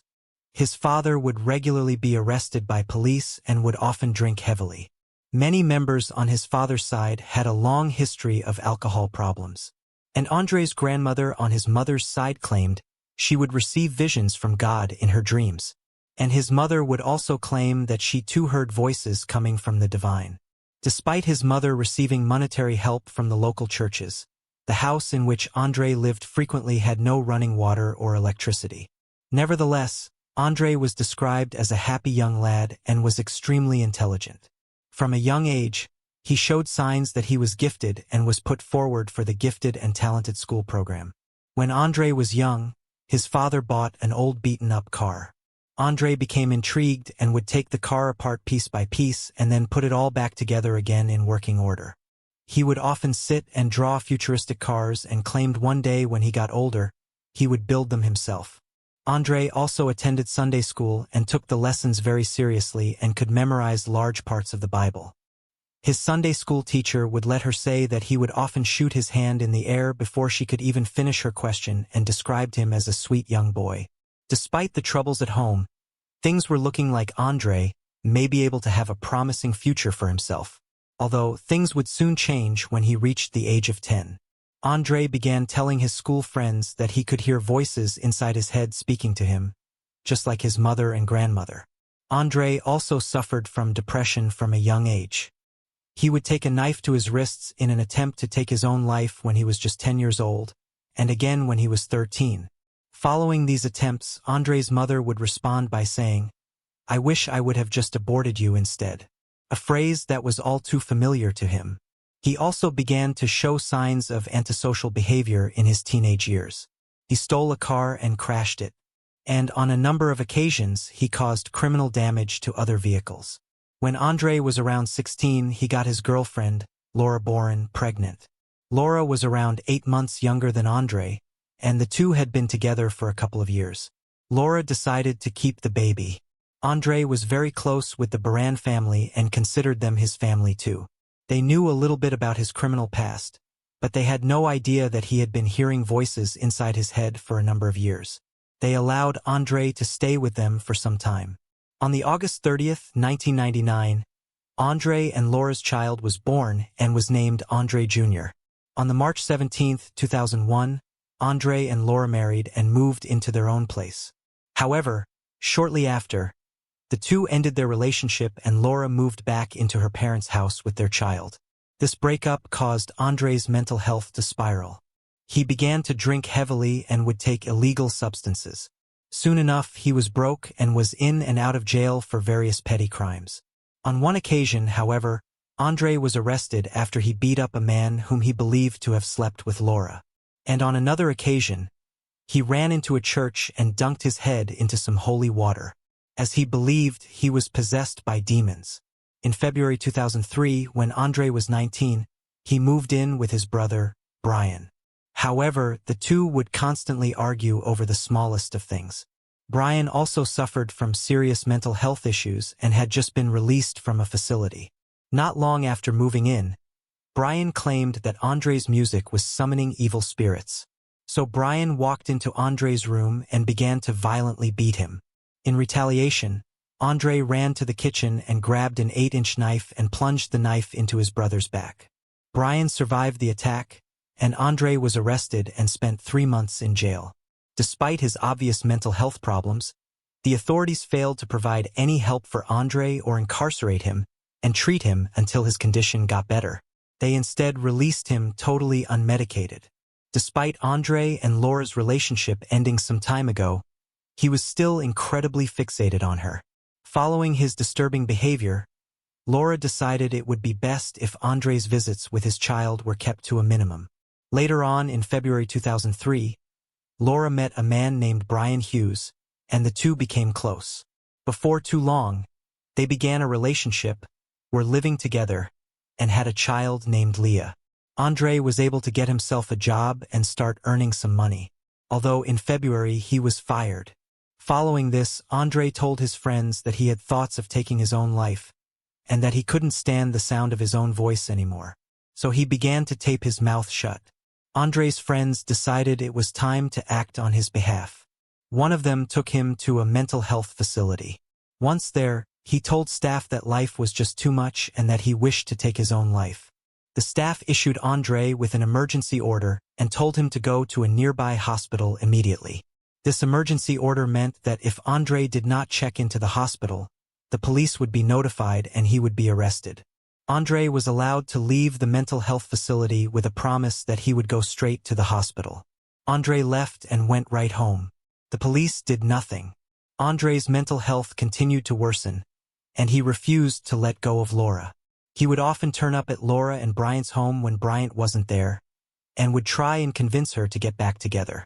Despite doing this, Andre did actually have a girlfriend, a woman named Carmen Hayes.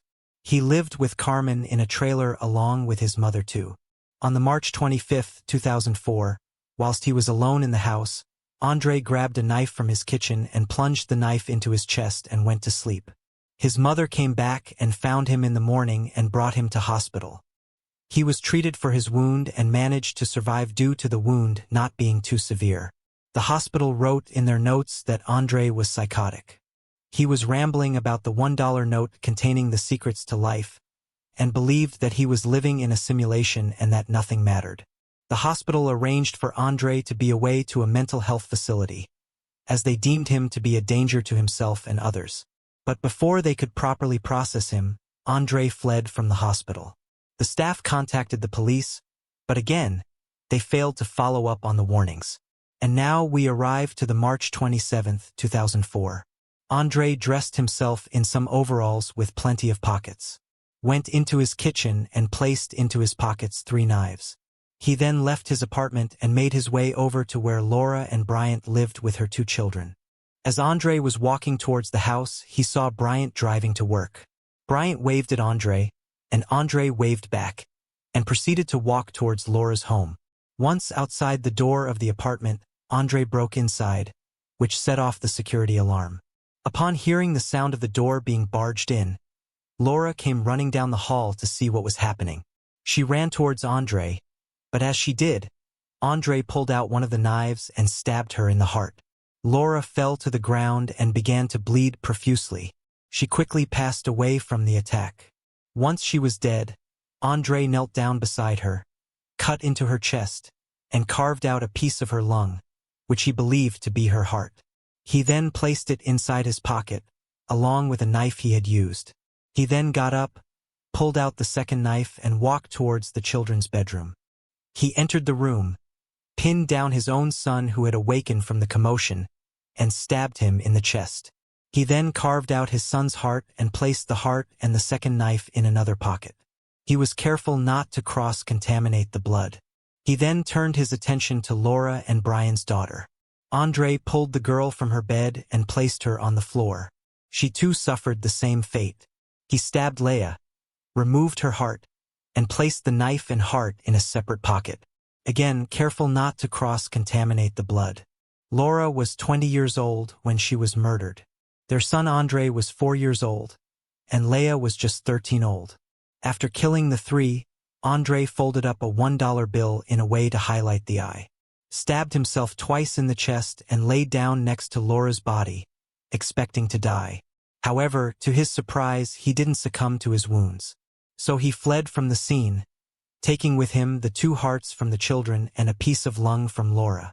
As he made his way back to his trailer, Andre heard sirens heading in the direction of Laura's flat.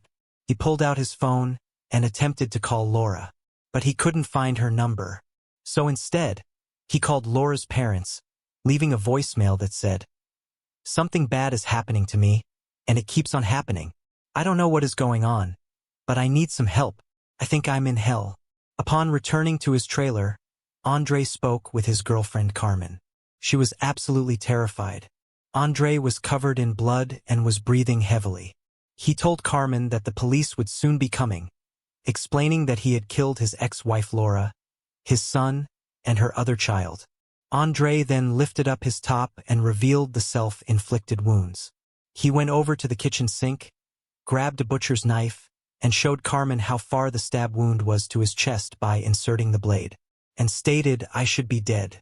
Carmen told Andre that he needed to turn himself into the police right away.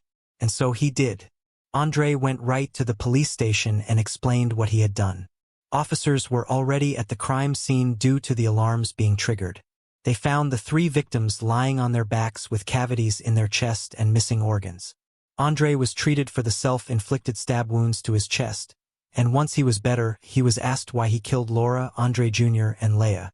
He explained that God had told him to kill the 3 of them.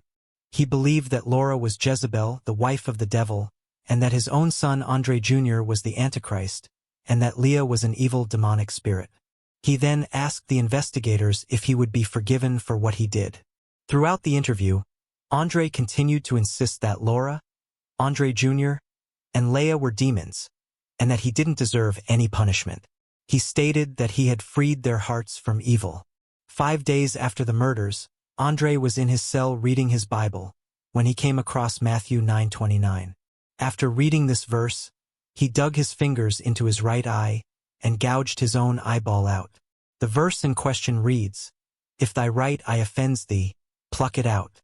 Following this, the courts declared that Andre was not fit to stand trial and sent him to a maximum security psychiatric facility, where he was given strong antipsychotic medication and diagnosed with schizophrenia.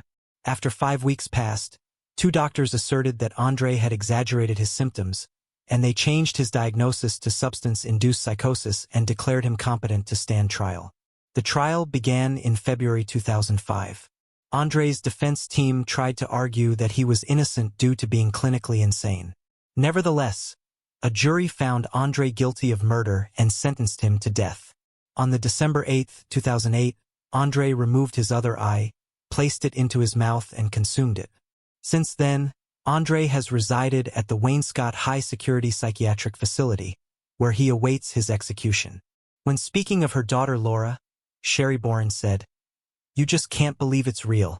You're hoping that it's not, that it's some kind of dream or something, that you're going to wake up at any minute.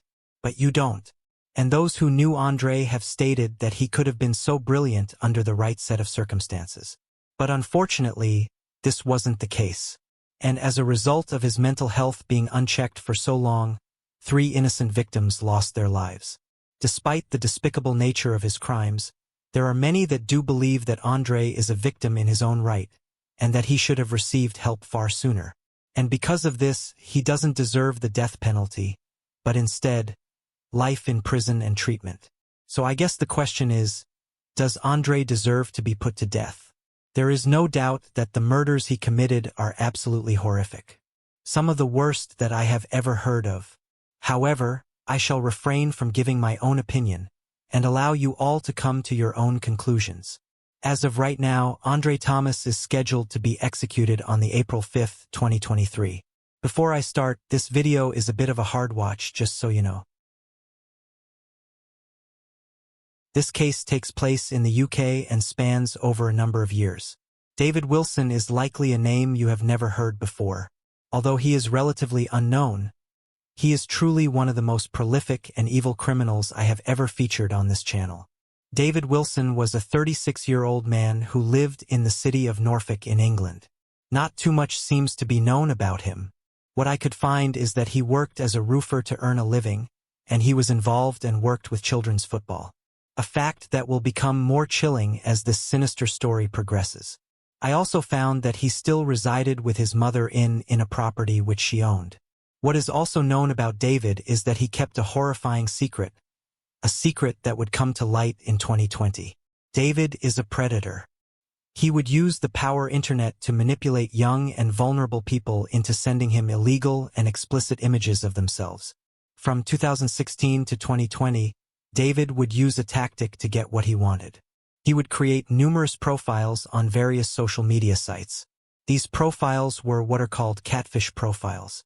A catfish online is someone who pretends on social media to be someone different in order to attract or trick other people.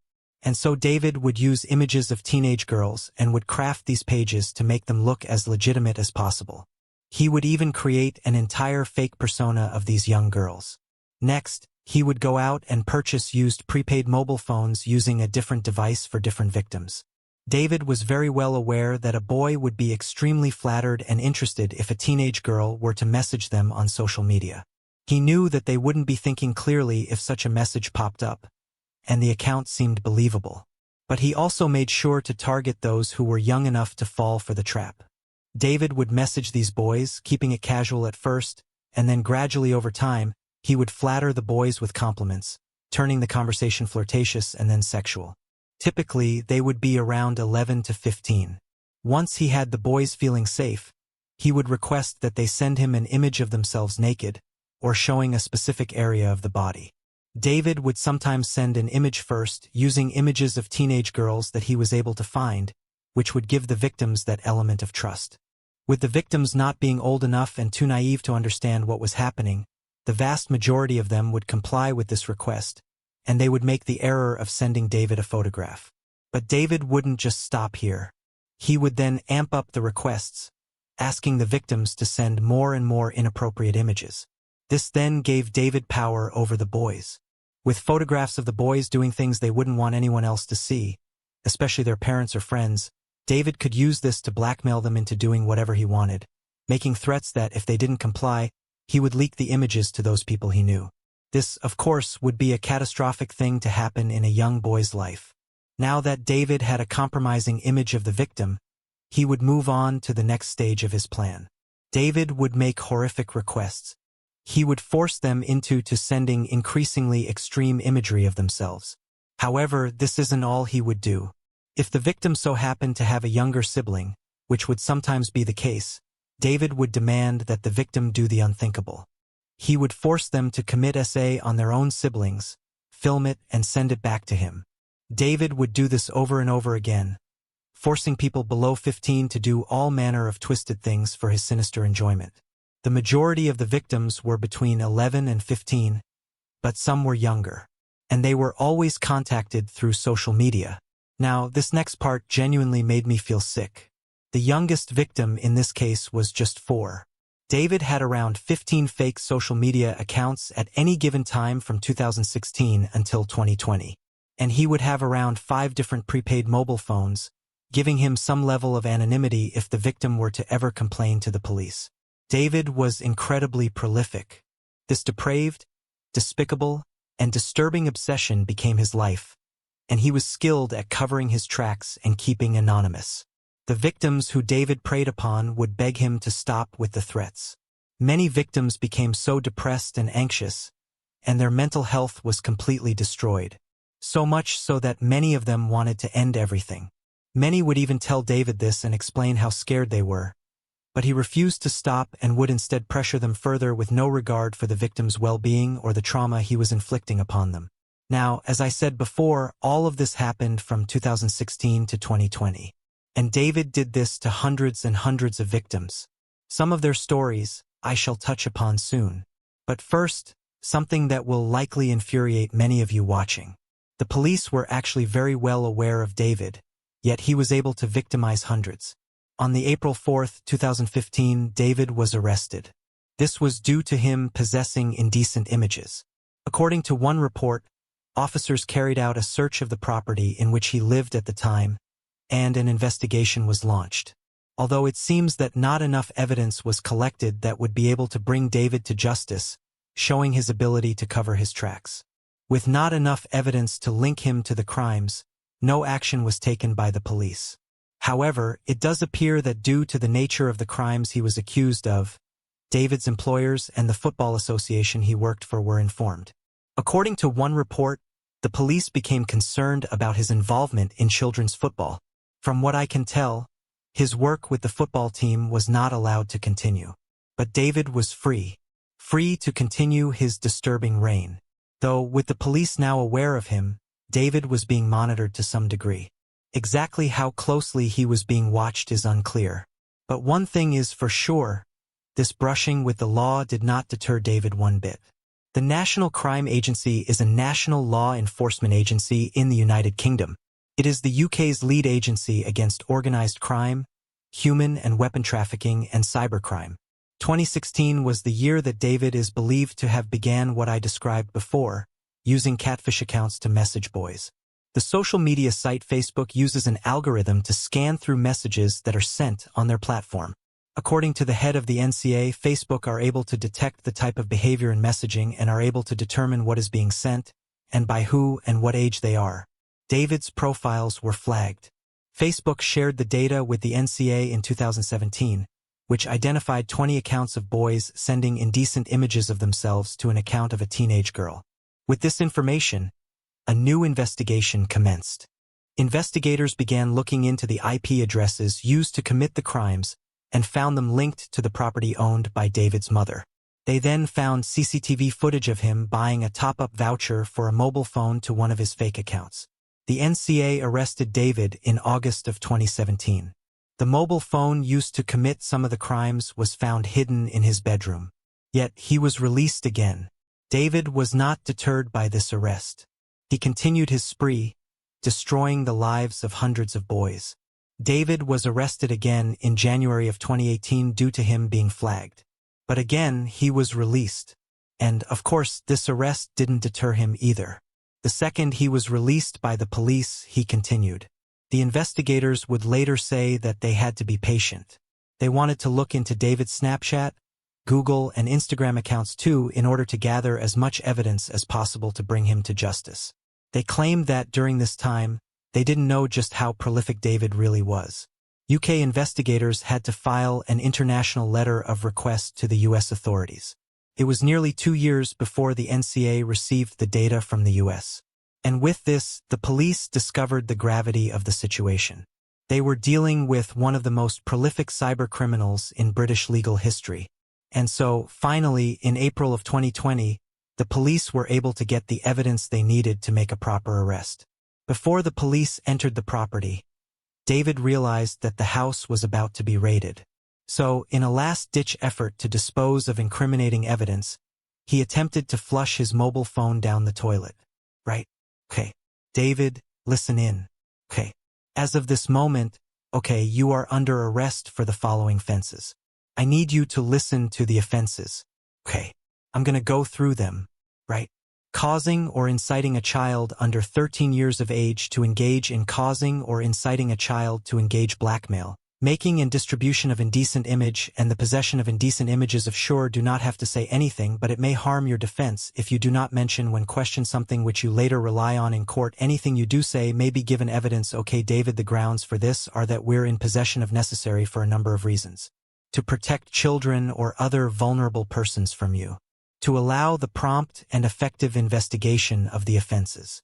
Okay. By means of recorded interview where special warnings may be delivered to you. Okay. And to preserve evidence that we believe that you may attempt to destroy or hide if you're not arrested. Okay. Do you understand? Yeah. In total, David was arrested 3 times during the 3-year investigation, offending more after each arrest. There were questions as to why David was able to get away with his crimes for so long, leading to the destruction of so many people's lives. One NCA spokesperson said that they were not in a position to charge him before the year 2020, and went on to say, "We applied bail conditions, but we can't be with them 24 hours a day." Wilson was really determined. "We did as much as we could. When you're dealing with someone who was given a fake identification, we have to be 100% certain that that person we arrest and charge is the person behind these fake identities. Takes a lot of time. It's just one of those things. You've got to piece together the evidence like a jigsaw puzzle until you can prove that the fake identities are linked to David Wilson." Investigators now had the grueling job of looking through these messages and images. The case contained more than 250,000 messages and a large number of disturbing images. To think about what the investigators had to look through is truly disturbing. It was discovered that David had selected victims that lived all over the world, the UK, the US, and Australia. And it transpired that David had attempted to contact 5,000 people and was successful with 500. David was charged for these sickening crimes. The court proceedings soon began. He admitted to 96 offenses at Ipswich Crown Court in November of 2020. This made the trial simple for the rest of the investigation. Eventually, victim statements were read out, which put into perspective just how much David had impacted these people's lives. One victim said he became frightened and trapped inside David's evil game after receiving a message from him when he was 11. He said, "This girl approached me in a way that was normal. She seemed like an approachable person of my age. It was believable for me to think that this was just a normal girl that I thought was attractive at the time. And therefore, I continued to talk to her." Images were then sent. The victim then told the court that over time, David began to threaten and harass him. David threatened that he would post the images of him everywhere, and to his parents and his peers. The victim said, "He took advantage of my youth and my innocence. He just wanted more and more indecent images for his own satisfaction." The mother of this victim broke down in tears as she shared the effect of what happened to her son. She told the judge, "I failed to protect my child from the monster who preyed upon him. I was unable to keep him safe." More victims came to the stand. One of the victims, who was incredibly young, was groomed while struggling with the effects of his father dying from cancer. The victim was going through a horrific and traumatic time. David knew this, and yet he continued to exploit the victim, sending them into a spiral of deep depression. The victim explained that his life was already falling apart, but David wanted the images more than he cared about their well-being. Another brave victim came forward and spoke about what they endured at the hands of David Wilson. The victim described how he was suffering during the time due to his grandfather passing away, and then David messaged him on a fake account. The two chatted before the conversation turned flirtatious. And then the victim sent an image of himself. The blackmail and pressure soon followed. The victim begged and pleaded for David to stop as his grandfather had just died. The victim pleaded that things were tough for them, and that the blackmail and threats were making a challenging time even harder. But David didn't listen. He had zero interest in their sorrow, and he continued to press the victim into sending more and more explicit material. Another victim took to the stand and looked at David. He said, "Do you remember me? I was the little boy who used to play striker. I was 9 and I was a top scorer. I was the kid that you took advantage of, that you blackmailed, that you made feel depressed. I am the kid whose childhood you stole." The court then heard how David, on multiple occasions, would force some of the victims to do unthinkable things to their siblings. Something that deeply horrified the court. Because David was compliant and admitted to the crimes, the need for a full trial was avoided. One investigator who worked on the case said, "I really think he couldn't help himself. It's like some sort of mental illness. It developed over time and became progressively worse, which is not an unusual characteristic of an offender. What will happen is they need to move on and do other things to gain the same stimulus, a bit like drugs. He became more and more dangerous in terms of his offending." The sentencing judge, Rupert Overbury, described Wilson as a serial P-word and an extremely dangerous individual. The judge looked at David Wilson and said, "You carried out a lengthy and premeditated campaign of sadistic manipulation. Any decent human being will be astonished at the level of depravity involved." Now, the full extent of what David got his victims to do is unclear. I couldn't find any sources confirming the specific details. However, I'm not sure that knowing is a good thing, and it's probably for the best to keep it secret. I, for one, am happy not knowing.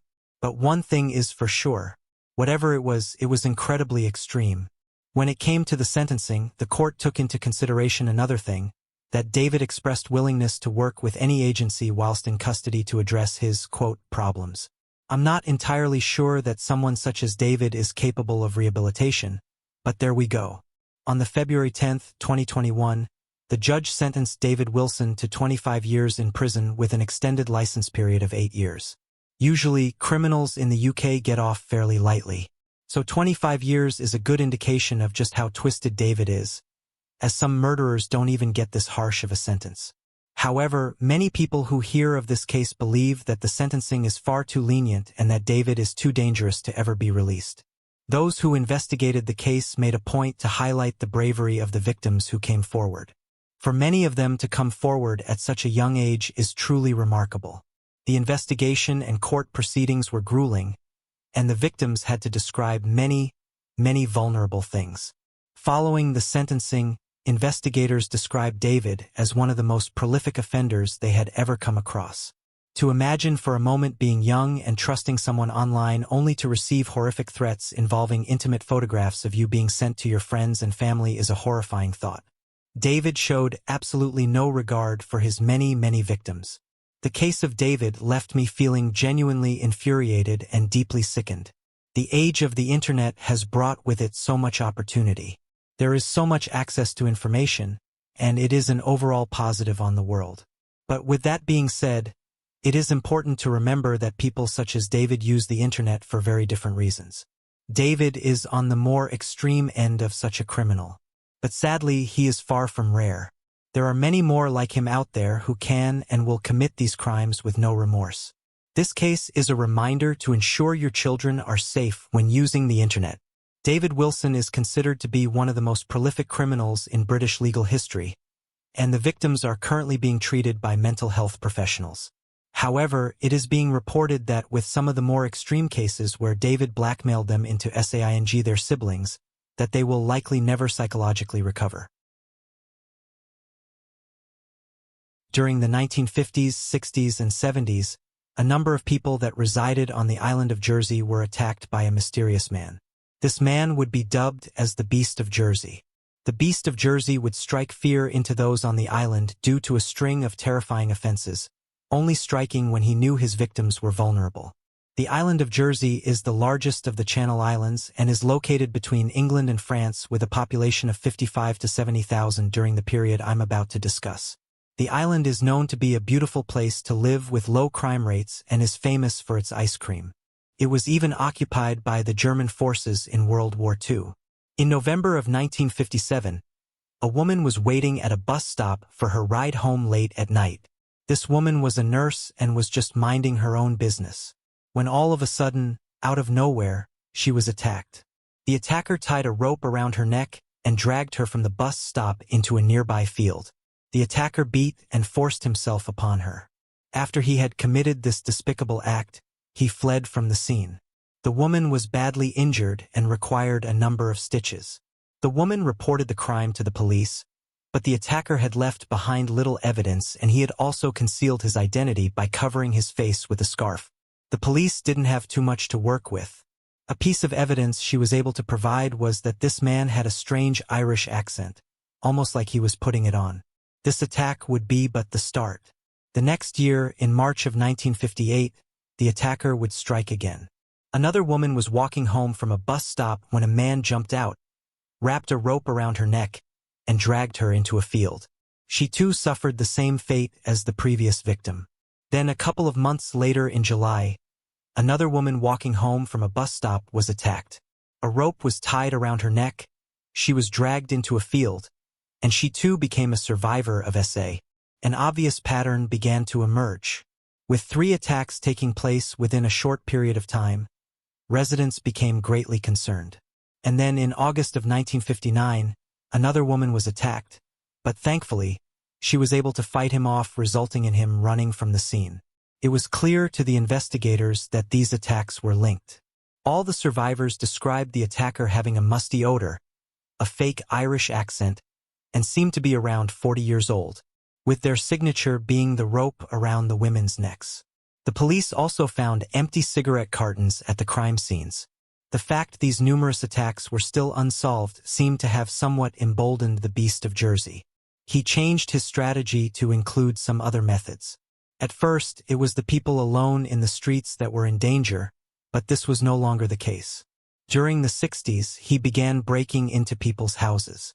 On the February 14, 1960, a 12-year-old boy was awakened by a bright torch shining in his eyes. Stood at the end of his bed was the Beast of Jersey. He tied a rope around the boy's neck, dragged him into a field, and forced himself upon him. After, he brought the boy back outside his house and fled from the scene. An investigation of the crime scene concluded that the Beast of Jersey had climbed through his window to get inside. Then in March of 1960, a 25-year-old woman was walking to a bus stop, when all of a sudden, a man who claimed to be a doctor pulled over and offered to give her a lift. This man said he was on his way to pick up his wife, which led the woman into a false state of security, and she accepted the ride. Once inside the car, the man grabbed her, tied her up, and beat her before dragging her into a field and forcing himself upon her. The man inside the car was indeed the Beast of Jersey. After he was done, the Beast grabbed the woman and dragged her back inside the car and drove away with her. However, the woman managed to escape from the vehicle and screamed as loud as she could for help. As a result, the Beast fled and sped off from the scene. Soon after this, the Beast would strike yet again. A 43-year-old woman was home with her 14-year-old daughter. The two lived in a fairly remote part of the island. At around midnight, their phone rang. The mother got up and went to answer their phone. On the other end, there was only a strange clicking sound. Not thinking too much of it, the woman put down the phone and went back to bed. But then moments later, there was a noise downstairs followed by the lights in their home going out. She tried to call the police, but the phone lines had been cut. The Beast of Jersey was inside her home. The woman was then grabbed in the dark. She was able to fight the Beast off and ran to her neighbors for help. But as she ran for help, the Beast had gone upstairs and grabbed her daughter instead, and forced himself upon her, following the exact same ritual with the previous attacks. The following month, another incident took place. This incident would be the first time that the Beast of Jersey would wear his now infamous mask. Her 14-year-old girl was asleep when she was awakened by the sound of someone in her room. She sat up, opened her eyes to see the Beast stood at the end of her bed, staring at her. Terrified, the girl screamed, and thankfully, the Beast fled before harming the girl. In the following months, the Beast of Jersey continued his reign of terror using this method. From July 1960 to April 1961, he attacked and committed SA upon 4 children, aged between 8 and 12. All were abducted from their homes and taken to a field. With over 3 years of sinister and brutal attacks on women and children, the police acquired help from Scotland Yard to help crack the case and bring the Beast of Jersey to justice. A detective by the name of Jack Manning was assigned to the case, a well-respected homicide detective from Scotland Yard. The police questioned thousands of people, including already known criminals on the island. The information the police had on the Beast of Jersey was that he was around 5'6", an average build, spoke in a strange accent, had a strange musty smell, sported a mustache, and always wore a long jacket or raincoat with a peaked cap and gloves, and of course, the mask. The Beast had also claimed that he had killed someone. He had mentioned this to a couple of the victims. Islanders were told to stay alert, especially during the hours of 10 p.m. to 3 a.m., as this was when the Beast was known to strike. Neighborhood watches were created as a deterrent, in hopes it would minimize the chances of the Beast of Jersey striking again. Jack Manning also collaborated with the press, and with each issue of the paper, a toolkit was given to help the residents to track down the Beast. These measures seemed to work, at least for a little bit. The investigators also requested fingerprints from every man on the island. The men could deny this request, but every single man complied but 13. Instead of chasing up these 13 people, the police turned their attention to a man named Alphonse. Alphonse was an older gentleman and a recluse. He was known to roam the island at night, and he also owned a raincoat. These factors were enough for him to arouse suspicion. Alphonse was questioned by the police, and his home was searched numerous times. But it came clear to the police that it was highly unlikely that he had anything to do with the crimes. However, the residents on the island believed that Alphonse was the one responsible. And so they took matters into their own hands. They burned his house down. Now homeless and in danger of being attacked or even killed by furious islanders, Alphonse was forced to flee. He lived in exile on a small island 7 miles away from Jersey. For 2 years, there were no attacks, but islanders would soon regret their cruel treatment of Alphonse, and the attacks would soon continue. In April of 1963, the Beast of Jersey attacked a 9-year-old boy. Residents were horrified. They believed the nightmare to be over. And then, in November of the same year, an 11-year-old boy was attacked, followed by 2 attacks on a 10-year-old girl and a 16-year-old boy. And then nothing. Nothing else happened for more than 2 years, leading to the police to believe that the beast was no more. But this was wishful thinking. A chilling letter was sent to the police, and the sender claimed to be the beast himself. "My dear sir, I think that it is just the time to tell you that you are just wasting your time. As every time I have done what I always intended to do, and remember, it will not stop at this, but I will be fair to you and give you a chance. I have never had much out of this life, but I intend to get everything I can now. I have always wanted to do the perfect crime. I have done this, but this time, let the moon shine very bright in September, because this time it must be perfect. Not 1 but 2. I am not a maniac by a long shot, but I like to play with you people. You will hear from me before September, and I will give you all the clues just to see if you can catch me. Yours very sincerely, wait and see." The Beast of Jersey followed through with his promise in the letter. In August of 1966, a 15-year-old girl was attacked by the Beast of Jersey. He beat and forced himself upon her. He also made some incredibly disturbing threats. The girl reported that he repeatedly said, "Do you know how long it takes to kill a woman? 5 minutes. The other attack that the beast promised never happened. Following this attack, the beast went quiet again and would reappear in the 70s. In August of 1970, a 13-year-old boy was asleep when he was awakened by a bright light shining directly into his face. He led the boy outside and attacked him in his usual style. After, the Beast of Jersey brought the boy back home, but told him that if he was to speak to anyone about what happened, he would come back and kill his parents.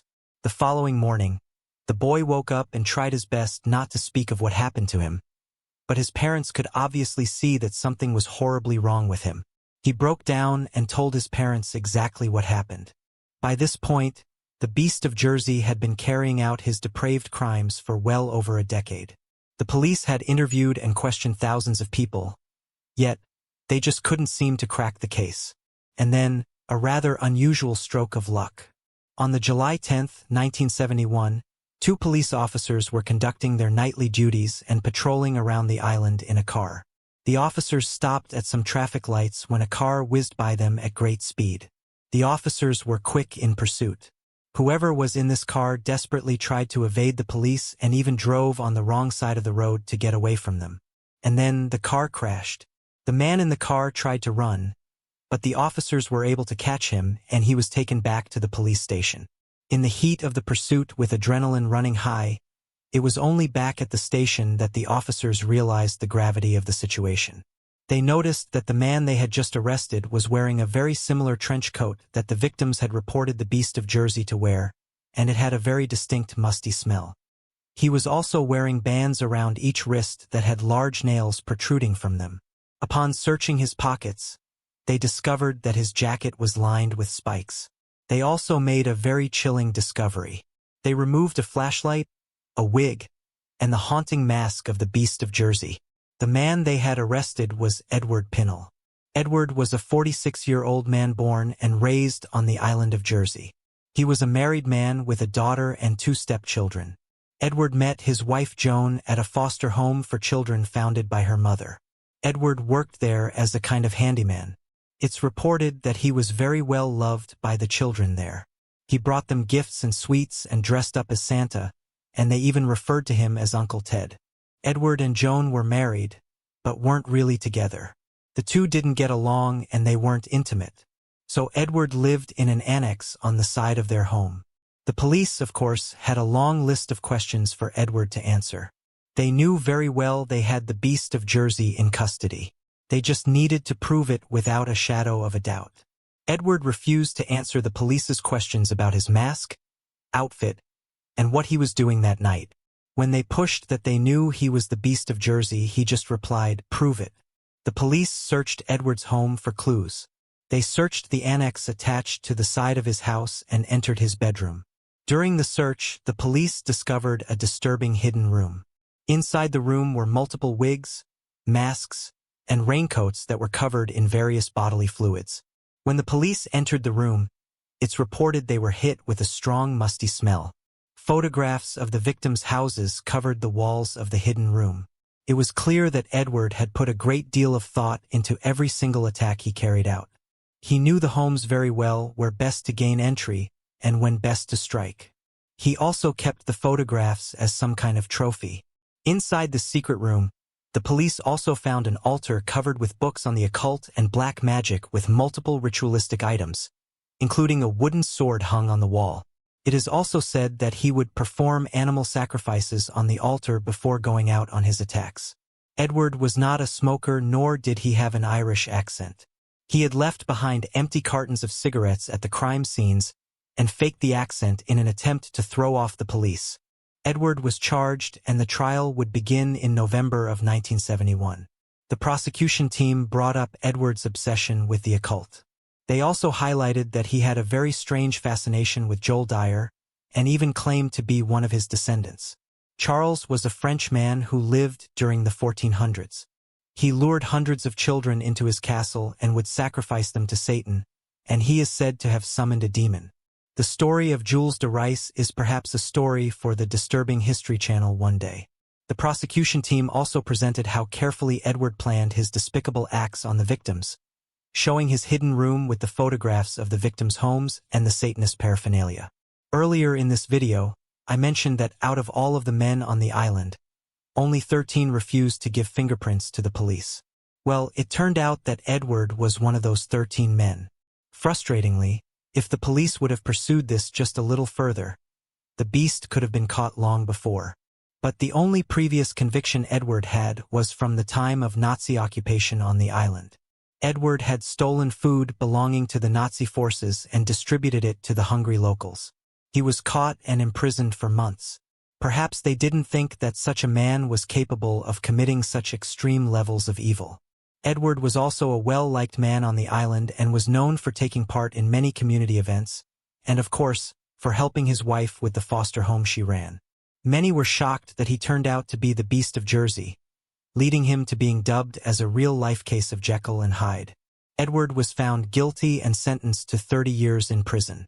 Following his arrest and conviction, his wife Joan wrote a book on the Beast of Jersey in 1972, claiming that she had no idea that her husband was the Beast.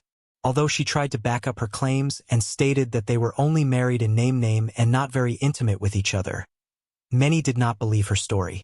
Alphonse, the man whose house was burned down, lived in exile for 14 years on a small island inhabited by fishermen and tourists. He declared himself the king of the island and enjoyed his time there.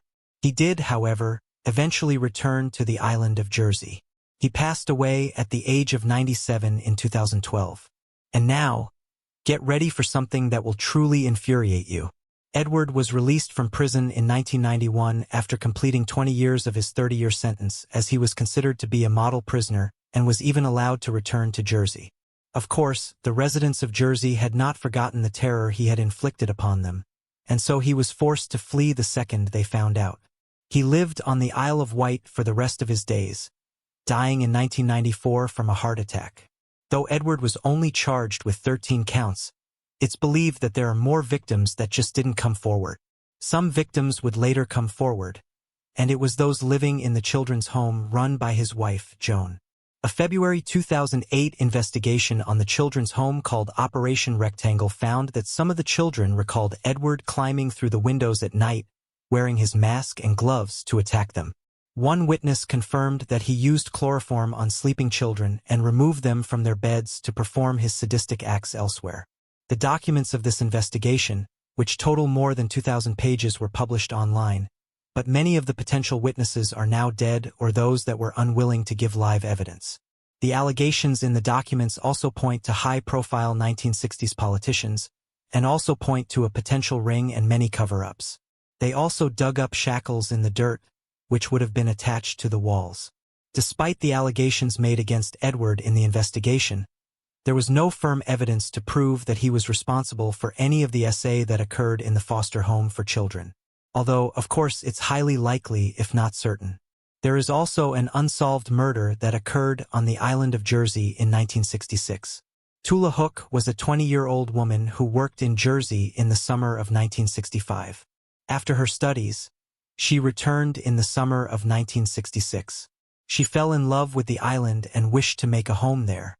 At around 7:30 on the December 30th, 1966, Tula went to catch a bus to see some friends. She got to the bus stop and was seen by a number of people driving by, but she never actually made it onto the bus. Tula's body was found the following morning on the December 31st. Her head and face had been caved in with some kind of heavy object. It's thought that she had accepted a lift from someone and that someone could be the one responsible. Was the Beast of Jersey responsible for this murder? Certainly fits his style. A woman waiting at a bus stop is reminiscent of many of his attacks. And of course, he did tell a number of his victims that he had killed somebody. Many have speculated that the Beast of Jersey could have been the one responsible. But as of now, the case remains unsolved. The Beast of Jersey is quite possibly one of the most terrifying cases I have come across. The outfit he wore is reminiscent of something out of a modern-day horror film. And despite not being convicted of a murder, I think it's safe to say that Edward is quite possibly one of the worst people to ever exist.